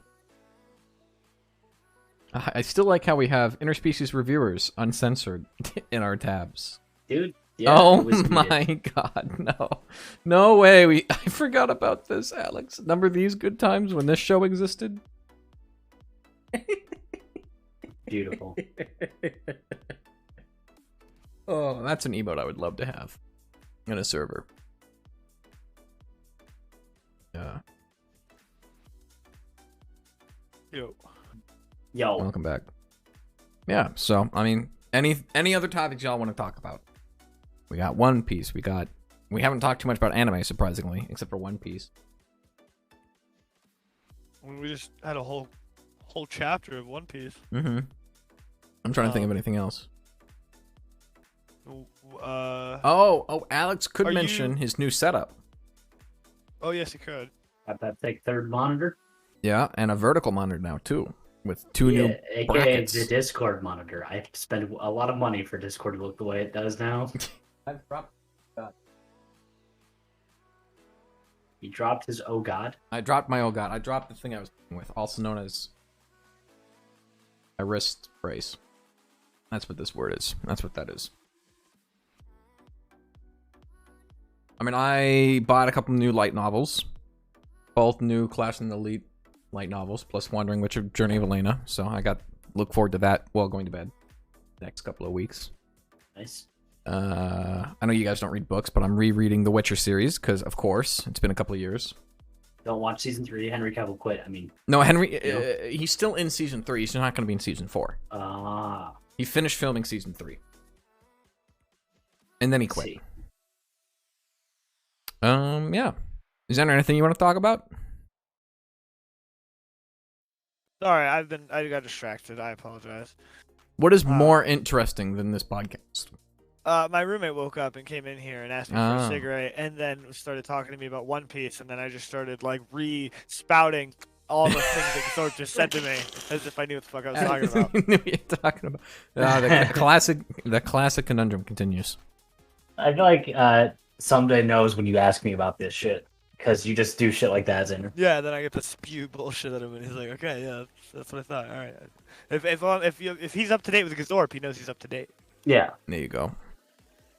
I just assumed he thought you knew everything One Piece. No, it's pretty obvious that there's holes in my story. There's it's not like Gazorp. Like Gazorp, they're like, well, all right, so we're gonna go back a second, and then like he'll explain shit, and then when he asks me a question, I'm like, I don't know. I just don't know. I have no fuck. I can go ask Gazorp, and then I could re-spout that at you. But if you ask me another question, I'm not gonna know that either. That's pretty funny.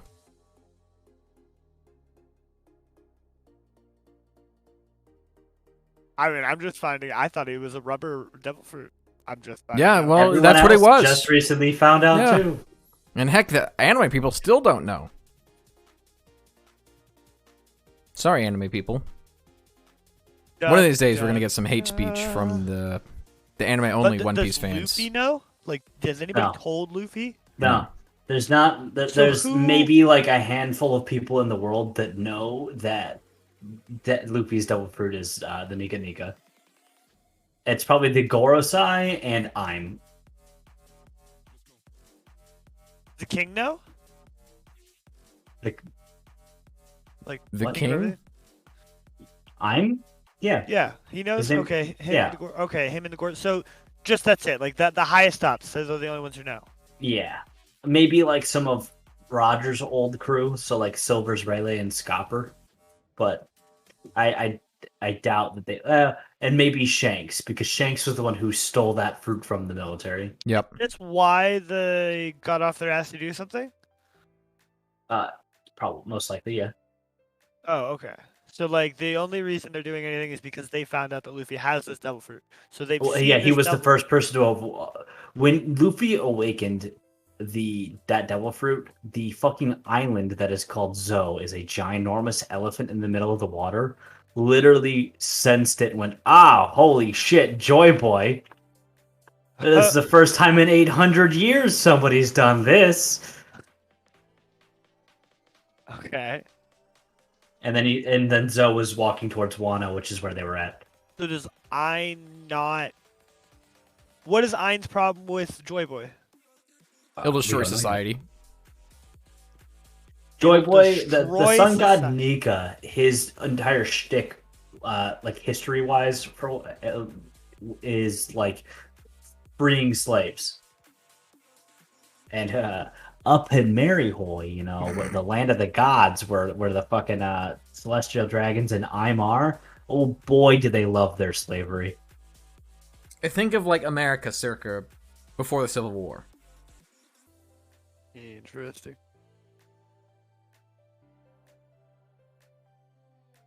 Yeah, no. So I mean, I just assume it's because he'll disrupt the current society as we know it. Yeah. With the 100-year void, it's going to be like, the world government actually sucks. Time to take them down. Exactly. Yeah, we're gonna figure out what the hell that 100-year void is, and then it's gonna be, oh my god, the government did what now? And then piracy will become very popular, and we'll take down the current establishment and build up our own with hookers and blackjack. So what's first? Laugh Tale or kill the world government and kill the king? Laugh tail. Laugh Tale, which then will reveal probably what the 100-year gap is. At And least that- in my theorization, but I'm and not then- nearly as a nerd as Alex is. So And then Luffy's gonna give a long monologue about how they hid shit in the files and blah blah blah blah blah. hid shit in the files. I don't know, If maybe. you want. Yeah, I have no fucking. I don't think Luffy's gonna do that. Luffy's a little. Or Rob, I guess it'll be the whole everybody. Everybody will be like, yeah, see, you Yeah. did this. You guys hid the past. See, what I'm gonna guess is gonna be a giant battle over Laugh Tale, but I have no clue. I don't know what it's gonna be. So something's gonna happen. I think they're gonna get the Laugh Tale. It's gonna be like an island within an island or something. What is this, and- Incept Island? Yeah, exactly. And I think there's gonna be someone there, like a god, is gonna be sitting there, and he's just gonna be chilling, hanging If out. Already anything, met I a think couple it's. I think it's gods only in gonna One be Piece. fucking Ryla. Where the hell Really? is? Yeah. The guy who taught Luffy. The old Yeah. man. Yeah. I think it's gonna be him. He's just gonna be sitting I there have fishing. to imagine there's more to like at this place. There has to be someone there or something more to Laugh Tale than just all of the secrets. Like, Welcome to One Piece Theory, That's Xander. it, yeah. Welcome to the One Piece conspiracy theory, gang. Here's your tinfoil hat and a pirate hat to boot. well, you can keep the tinfoil hat. It is nice. And I don't want the pirate hat either because it's not made of leather. It's made of straw. And It's nobody definitely wants made of those. tinfoil. Nobody needs your straw hats. The fuck is this plant? What are you? It's right there. Get it. Come on. Jeez Louise. All right, clone. Hit us with some environment stuff. You want some facts, or do you want some news? Because I have an entire 16. Oh, I guess technically it's 21. I got 21 Microsoft PowerPoint slides. To run through. Oh, great! All right, how to do. I was going to say how to do a wetland delineation. Oh, how many words are you going to fuck up in this PowerPoint? Well, no, I mean, I was going to share my screen, not show it to the podcast, of course, but I was going to share my screen if you wanted to. Xander. You can learn something. Do you want to learn something? I can skip past this completely. Wait. What? Why do we have to sit through it, but the podcast doesn't? Because that's not what a podcast is about. It's supposed to hear you. I'm doing this because I figured you guys are both grown. I need to show you some things. Okay. Well, first of all, what is a wetland delineation? It establishes the existence, location, and physical limits of a wetland, or to be honest with you, it's more of a watershed. So you're pretty much looking at a topographical map, right? And you're looking for, you've seen topographical maps, of course, right? Xander, you've looked at a map before, correct? Topographical? Yes. Yeah, it's called topo, but that's fine. It's probably called topical, but I have no fucking clue. I can't call it Topa because Topa is a character in the Orville. I see. And if you asked me what gender they were, I would want to tell you female, but they were born a male, but they're only 7 years old, and they're an alien. I see. Really yeah. Good point. Thing. Yeah. I forgot about that character, but so I'm going with topography. Okay, that's fine. But you know how you can see the bulges on each line, right? Indicating that there's a ridge, indicating that it's going higher rather than lower. You know. Mm-hmm. And so pretty much what you do is you find a point on a river. Normally, it could be a watershed or a wetland, of course, as well. But you pretty much find a point on a river that is the confluence where it splits off into a different river. And so let's say there's a river called, let's call it Xander's River, right? And it's technically a runoff of Clone River. So you pretty much go a little bit to upstream right before, or rather, pretty much at the point where Xander's River comes off of Clone's River, right? And so from that point, you then look at the ridges on the local area to determine, okay, if, let's say, water is to get on this ridge, which way would it go? Would it go towards Xander's River, or would it go the opposite direction?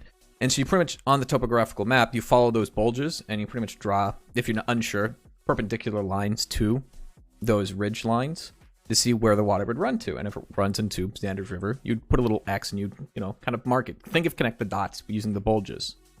I mean, you do that Use the bulges, Luke. That's literally what we call them, okay? I'm sorry. So between bulges and I don't know, there were so many words there that I was like, man, this is rough already. I mean, I can share my screen. I can make this clear as day if I wanted to, but I figured it would be good content to not make it clear. Continue on. Next slide.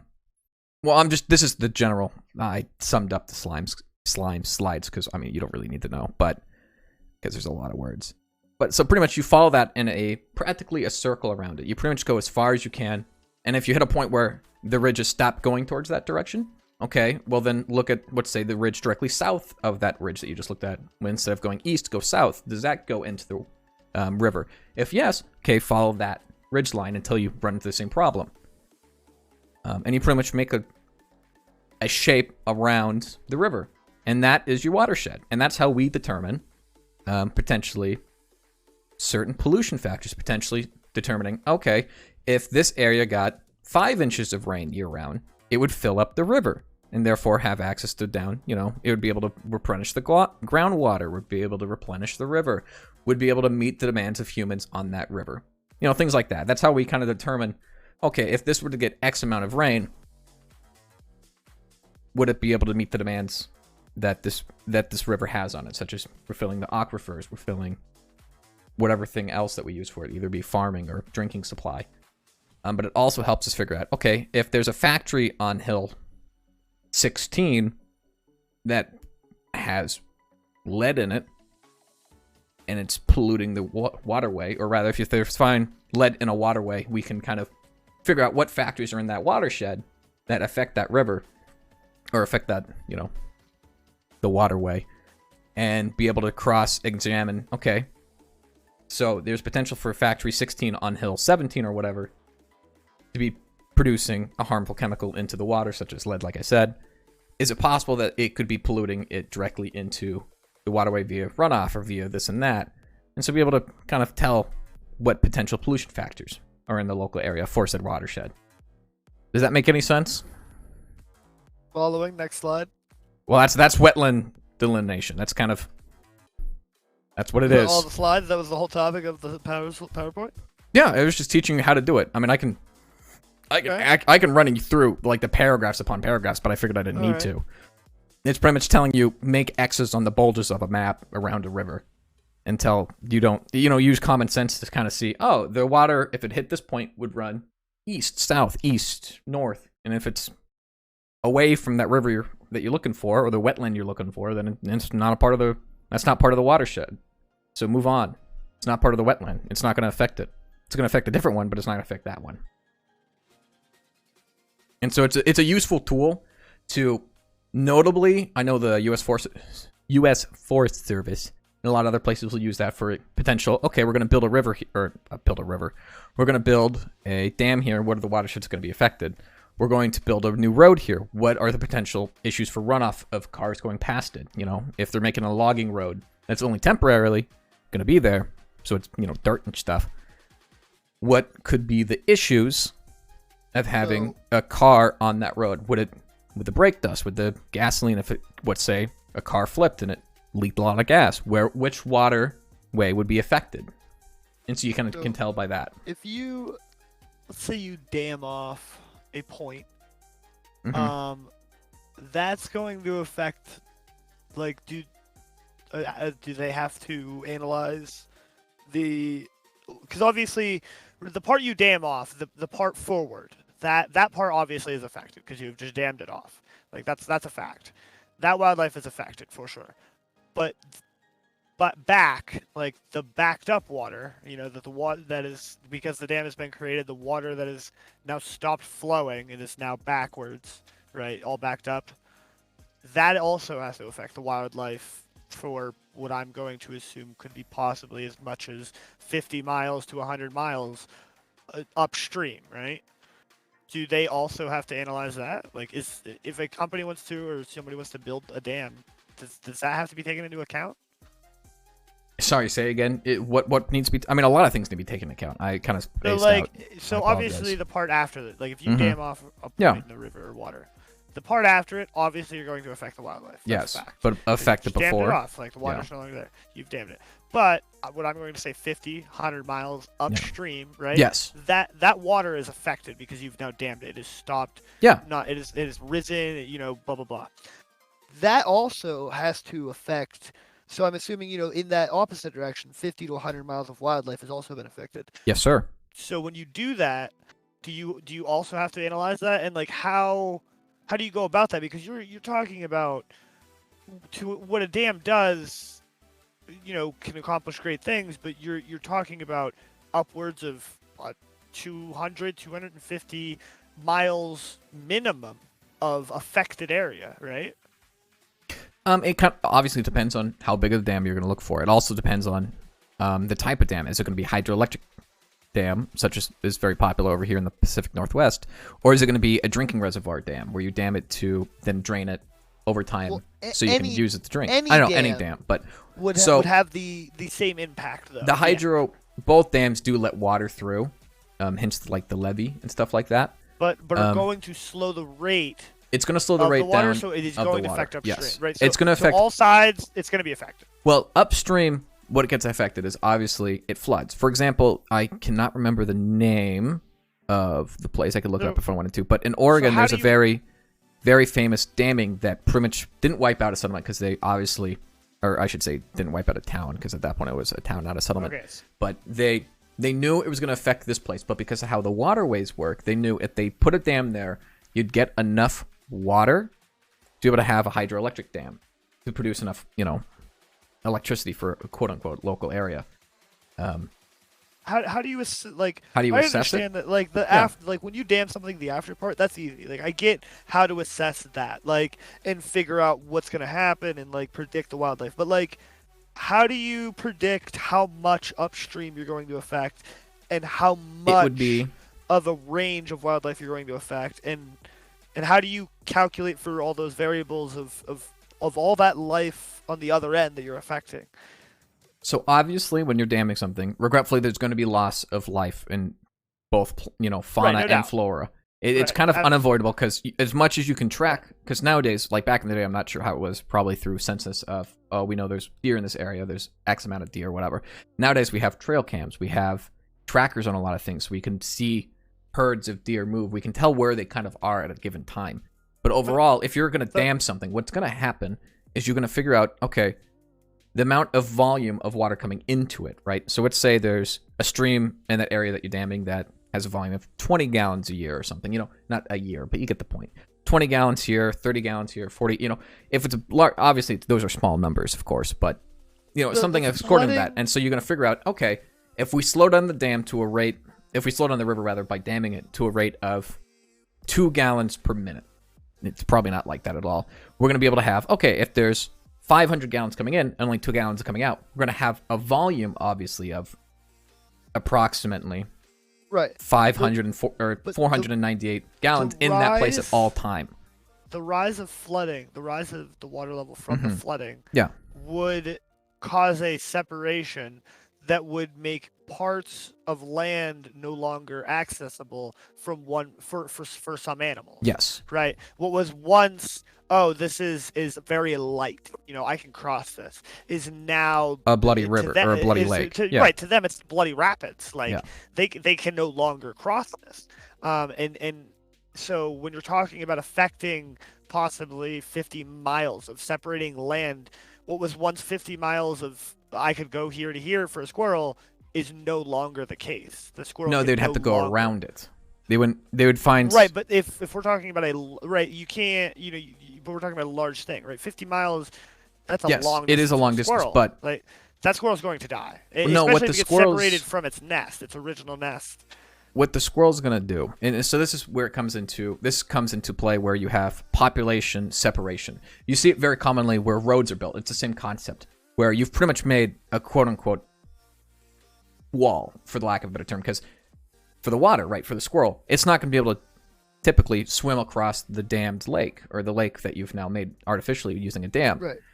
And so it would either have to go upstream until it can cross, but because it's just, how these animals process instinctually, kind of like salmon knowing how to go back up. Right, it's a squirrel. It's going to run for 2 miles before it's like it goes. It's going to be like, where the heck's my trail? Where the heck's my trail? And then probably be like, okay, well, that's lost. I've lost my nuts or whatever. I've lost my nest.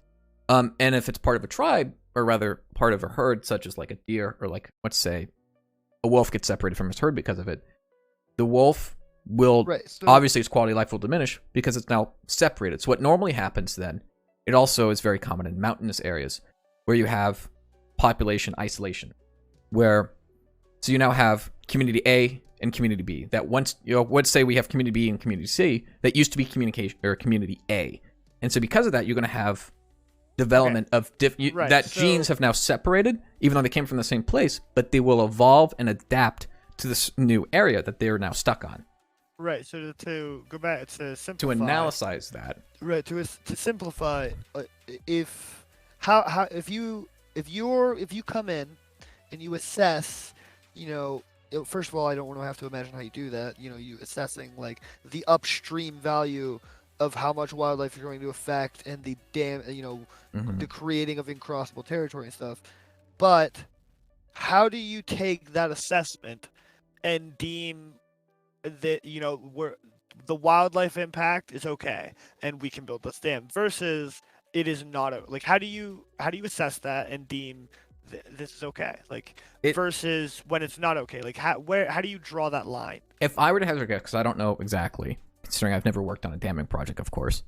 If I had to hazard a guess, let's say you have dam potential, you have dam location A, you have dam location B, and you have dam location C, right? Each one of them are, let's say for this example, very similar in size of the reservoir, in size of electricity, in size of whatever the heck the purpose is. Let's say they're hydroelectric, so they have relatively the same size of reservoir they're going to have, so the same impact area. They're going to have the same amount of stream volume in and stream volume out, so they would give the same amount of electricity. So, at that point, which one would be the best location? And that's where then you'd go about saying, okay, how many animals use, what type of animals first of all, are there any threatened, endangered, blah, blah, blah species in the area?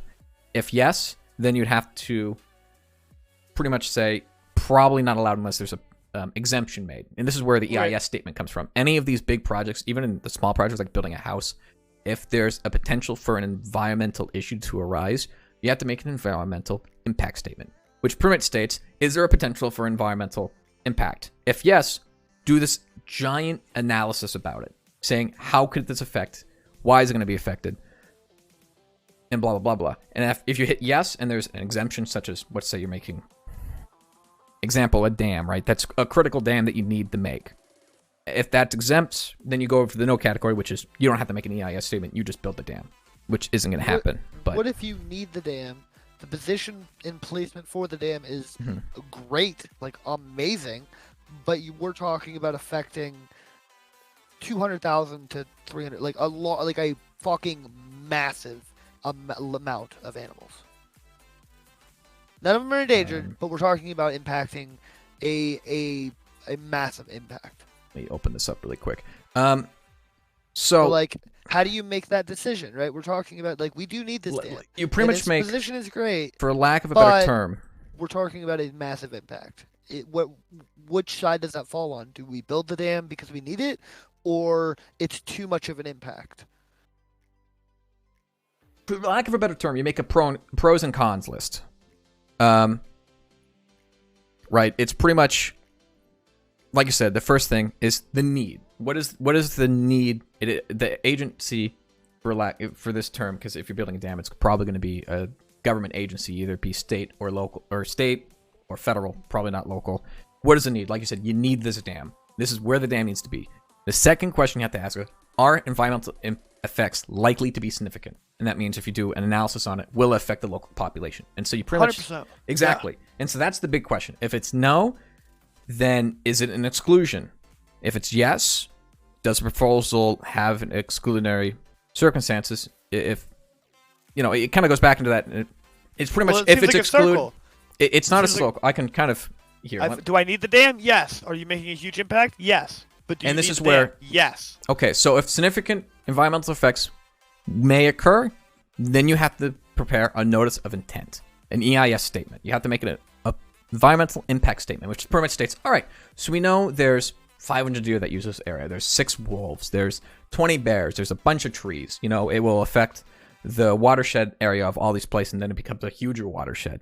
You have to do an environmental impact statement. It's pretty much stating everything that would be affected. Okay? Okay, so... And now what you do next after that is then you pretty much scope it out. You do blah, blah, blah, blah, blah. And once you have a draft of it, you now have a public review and comment. This is where it's now in the public eyes. And now the public can pretty much either, for lack of a better term, veto it or confirm that, yes, this is probably good enough. This is regretfully the best choice you can do.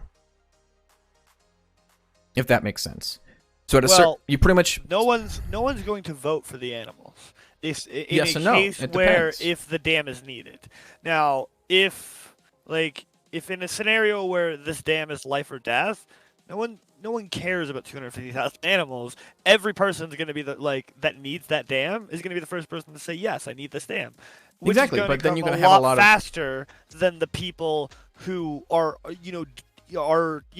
not far from the dam and but they don't necessarily need it right away, right? Like, they're not going to be as on top of it to be no. So I feel like the yeses would get through, and it's that doesn't seem like a great system, but at the same time, you can't really put that in front of a judge, right? I don't know how you make that decision. That's what I'm saying is you're an environmentalist. You love the environment, you love animals and the planet, but if something needs built and human civilization needs to grow, how do we make that decision?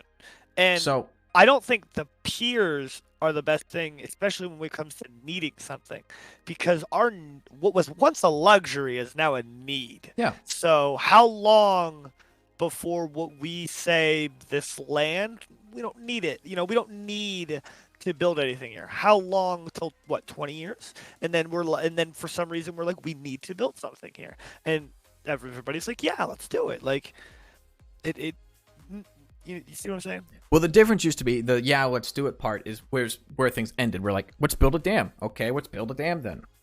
it'll boost the economy of the local area, it'll get jobs and stuff like that. And this is where the environmentalist process has started. And to be honest with you, it's the NEPA process, which stands for National Environmental Protection Act, I think. Let me double check that one for you. I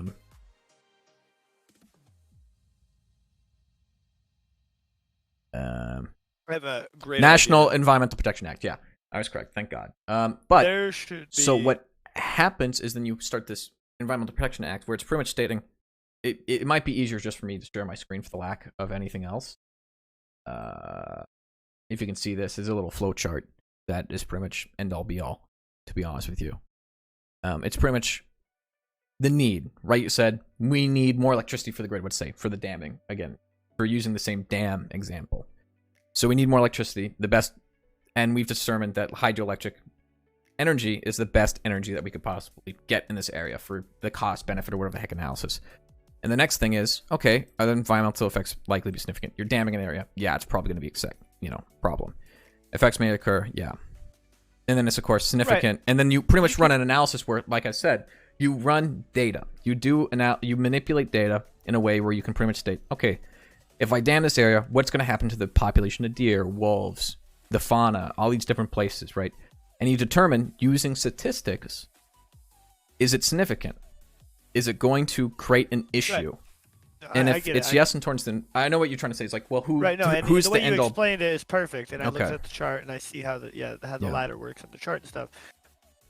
You get down to record of decision and public availability of FEIS is where things get a little weird. So, let me try to describe it a little bit more. If you get to, like I said, section 12 here, where it's public review and comment, what happens is... Oh, I get it. You get that? Okay. I understand the chart. I'm just saying it's murky waters. Of course. When you're talking about, like, is it a significant impact? Well, yeah. Do we need it? Well, today, do we need it? No. But 10 that goes years back later, into 10 years from now, we might say we need that dam because we need more power because we have more electronics, and it's like... Exactly.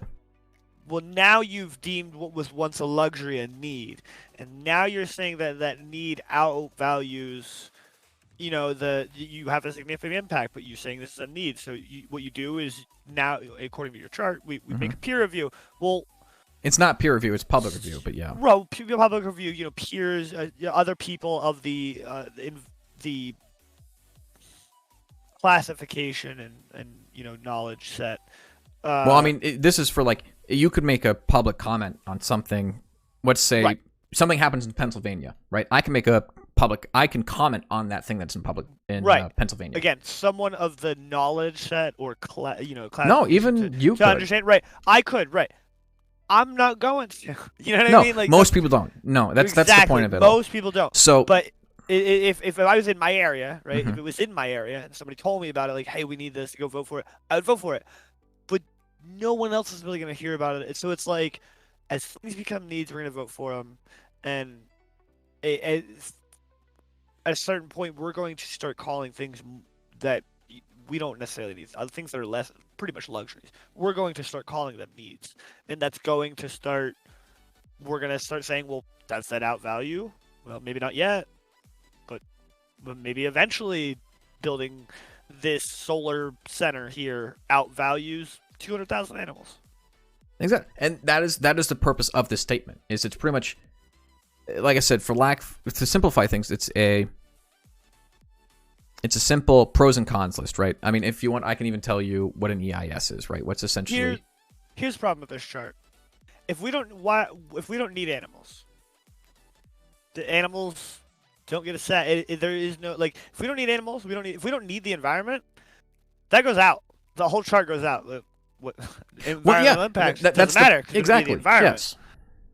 I mean, for example, for anybody that's watching the podcast, of course, because I'm not sharing it on my stream, if you want to look up NEPA flowchart or even just EIS flowchart, it's the NEPA process. It's a nice little 3-column thing where it pretty much states what action 1 through action 16. But so again, back to like you mentioned, it's like, well, what if no one cared about the environment anymore? That's the purpose of this. That's kind of what like if we the make, Trump administration did, where they pretty much stated we don't care about the environment. And the big thing they did was they changed the waters of the United States definition, and that loosened it so much that you could pretty much pollute the crap out of everything. do you remember we were talking about man-made trees? Mm-hmm. Yeah. If you made man-made trees, okay, and if we made man-made, essentially like meat somehow, or we created, a box that essentially just, I want steak, and it, changes the atoms to steak, whatever. If we created, so we don't need animals, we don't need trees, we don't need the environment, Mm-hmm. then doesn't this all fall apart? Like, then technology takes over, because that's what people are going to vote for. Generally people are going to vote for it. There's still Yes going to and be no. people who are going to vote for the environment. There's going to be people who vote for this and that. But, like, as technology expands, we're just going to keep going. And it's like, if we don't need trees, if we don't need animals, if they are, are we making an impact on them? Yes. But is the planet going to survive? Yes. Do we need them? Because, like, that's the problem with the term, right? Making an environmental impact. We need the environment. Like, we need it. Animals, food, trees, oxygen. Like, we need the environment. Why do we need the environment? Because we need the environment at this current time. If our technological advancements made it so we no longer needed trees, we could make our own trees. If we could fully terraform a planet, you're going to notice, because we can exist on there, you're going to notice life starting to pop up, whether you like it or not in reality. And we'll probably exploit that life. But what's going to happen, like you said... I mentioned the Jetsons. Like, I get what you're trying to say, right? You have artificial trees, you have this and that. What's the point of an EIS? You wouldn't really need an EIS. You have people voting for technology. The biggest issue is the cost-benefit analysis.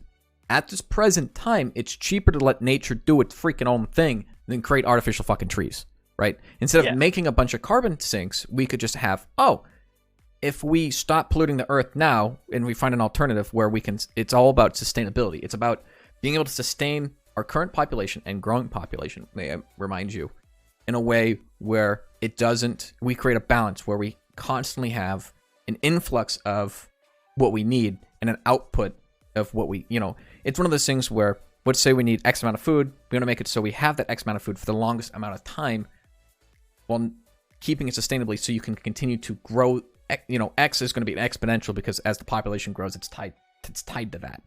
And so as the population grows, you're going to need more food. And so to do that, you need to have advancements in technology. You need to be able to take care of the land. But if we don't need the land to have good soil strength anymore, right? We can have the Dust Bowl all over again. Let's say we're all about hydroponics suddenly, and we don't need land. Okay, so we don't care about land. We start building giant factories of greenhouses, I should say, of hydroponics, right? So you just get soil that doesn't matter. You just put chemicals into it. End all be all. You don't make something out of nothing, right? Those trees come from a metal or come from a chemical, come from something from the planet that we're currently sitting on.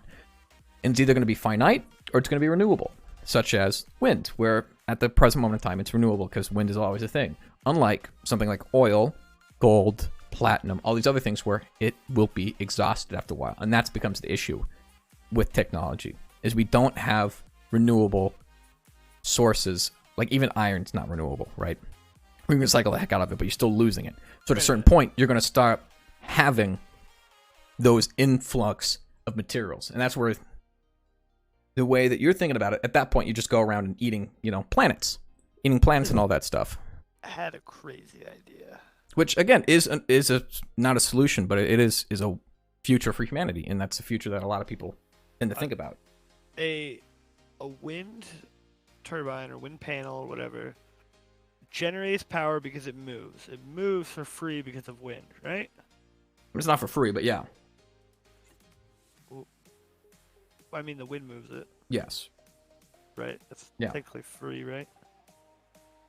For lack of a better term, yes. For this example, yes, it would be free. Anyway, there's no friction in space. Mm-hmm. If you put a fucking wind turbine, hook it up to a battery, and you just fucking give it a good tug, there's no reason it would ever stop. Actually, if anything, it would continue to speed up. what would make it stop is the friction between, because it's the turbine engine, right? That's essentially what these things do. It's pretty much cranking an alternator. It's having electricity going around and around and around, creating that electricity. It's creating motion into motional force into electricity. I'm not quite sure how that process works. You're going to have friction on the gears, the bolts, it rubbing across its own housing. The friction in space doesn't exist. Granted, yeah. But the friction on the actual mechanism itself would still exist. Make it frictionless. If you could make it, that's where magnets are a huge interest. Because that's magnets. Listen, frictionless. We can have a base on fucking. We can have a base out in space, and it's easier to run than it is on the planet. The issue with magnets is it still has friction. It has a very small amount of friction, so it would be pretty much infinite, for lack of a better term. But you would still eventually run out. If you could refine it, yeah, like refine that edge to such a point that we're talking about, all I need is a guy up there once every 6 months to just give it a little tug. I can, or I'll set up a robot that all I have to do is turn on once every 6 months, and so and just give it a little tug. Like, I mean, this isn't a perfect system, but this is pretty good. It's pretty good. That's where, like, wind, in my opinion, is more renewable than sun, because the chemicals in the the solar panels, thank you, are less renewable than the stuff in wind turbines. But again, this goes back into you starting to run out of materials. That becomes the issue. Unless we find out that, let's say, gold, platinum, and iron and on different planets are somehow renewable compared to on Earth, we're still going to have the issue where eventually, to sustain the population that we humans grow at, you're going to need to consume more of these non-renewable resources, which then causes an issue of, okay, we've exhausted everything on Earth. Let's go to, is there anything on the moon? Is there anything on Venus? Is there anything on Mars that we can use and manipulate into that non-renewable force? We start getting, this is exactly what happened with the oil. We start getting reliant on it, and now that it's becoming a scarcity issue, we're now trying to find alternatives. And the same thing's going to happen, right? If we start running out of iron, we're going to start trying to find alternatives to iron. But it doesn't stop the underlying fact where, okay, we could just try to, while we have time now, try to find a permanent solution to, for example, again, the oil issue, for the gold issue, for the battery issues. Because, again, you still need material to build things with, but is there a better resource we can use that we can manipulate using a resource that the input of, let's say, carbon, well, it's not use carbon, but the input of, let's say, iron is greater than what we use. And so you have always will have an abundance of iron, for example. Where right now, we're taking out more iron than the Earth is producing iron. Things like that. You need to have that demand, or rather that supply, be greater than the demand when trying to build something like that. That's the only issue with technology, is because we haven't gone there yet. Once we get there, and we have resources where you can feasibly use less than whatever means of producing it is, then yeah, then you can build a bunch of wind turbines on the moon or in space and have a bunch of batteries and have that power a bunch of, a colony in the Mars and colony in this and that. But the issue comes back into what you use to build it on. And no matter, so far as we as humans have learned, either we haven't figured it out, or it's too costly, we haven't found a truly renewable source to build things with. Like, I mean, wood, for example, is a great example. You can plant a bunch of trees, but as demand continues, that supply will dwindle because you're now cutting trees down faster. You don't have the great redwoods anymore. You can't build 20 houses off of one tree. It's not like you can build a quarter of a house on a tree. And that will continue to be until we figure out better practices to have that demand. If that makes sense. By all means. Yeah, that makes sense. And so that's the issue with not caring about the environment, is then you're going to run out. It depends on how fast you're going to run out. And so sustainability-wise, that's why we think of longevity over the course of the lifespan of generations instead of just the one generation like we used to. And that's where a lot of people in my age are kind of angry at the older generations, because they didn't care about when after they died. There's no, it doesn't affect them. Why should we care? Kind of mentality when they've given us practically a broken system and a broken planet. Yeah. I don't know if that answered your question fully, because there's a bunch of plot holes in what I said, but essentially that's kind of the roundabout way of saying, if whatever you're using to build these renewable things aren't renewable, you're still running into the issue of using non-renewable products. And so you're going to run into an issue where you suddenly don't have the thing you need. And that's the moment you're kind of screwed.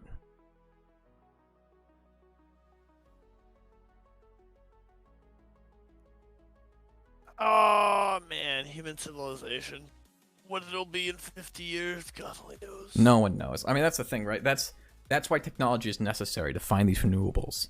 That's why these environmental statements are still necessary, because we're not at the point where we can not care about the environment, because we know we're not doing any evil to the environment. Because the end all be all, what is giving us these things? Even if you get it from the air, you're still getting it from the environment. And so there is a little bit of that in the back of your mind that you need to be paying attention to. Because once you truly think we're separated from the environment, which a lot of humans do, it's the moment we get this huge disconnect where we're now in an issue where people don't care about the environment. And because they don't care about the environment, they're pretty much saying they don't care about themselves. Because at a certain point, you're pretty much destroying your life. You're giving yourself cancer. You're giving yourself polluted air. Huh? I give myself cancer, free will. I know, exactly. But a lot of people don't. You smoke cigarettes. Not a lot of people do. Oh, okay, a lot of people do, but not a lot of people think of, oh, I'm driving a car. I'm practically smoking a cigarette, because eventually that carbon footprint you have is going to come back and, bite you in the ass. A lot of people don't have that connection. A lot of people don't think, oh, I'm throwing away all these chip bags, all these different foods that I'm having, or I'm not even thinking about the farms where this cow came from that are probably inhumane, first off, and have way too many cows, causing a problem with the stream, causing a problem with the grassland, causing a problem with methane gas in the area, causing the greenhouse gas emissions and stuff like that. There's that huge disconnect that didn't exist back in the day because, one, there weren't as many humans, and two, you knew the farmer down your street. You could get meat directly from him. You got what you needed. You didn't get more. And that becomes the issue of environmental justice, where we throw out so much good food that other countries could need. And if, to be honest with you, we could end world hunger right now if all the countries came together and were like, okay, let's share food, quote unquote, equally. And there'd still be an abundance. I know Alex has been, kind of quiet about all this, but I know he was also deafened for a little bit because he had to step away. Yeah. I didn't mean to take up, I think at this point, 40 minutes. I have to use the restroom. I know we're probably wrapping up soon.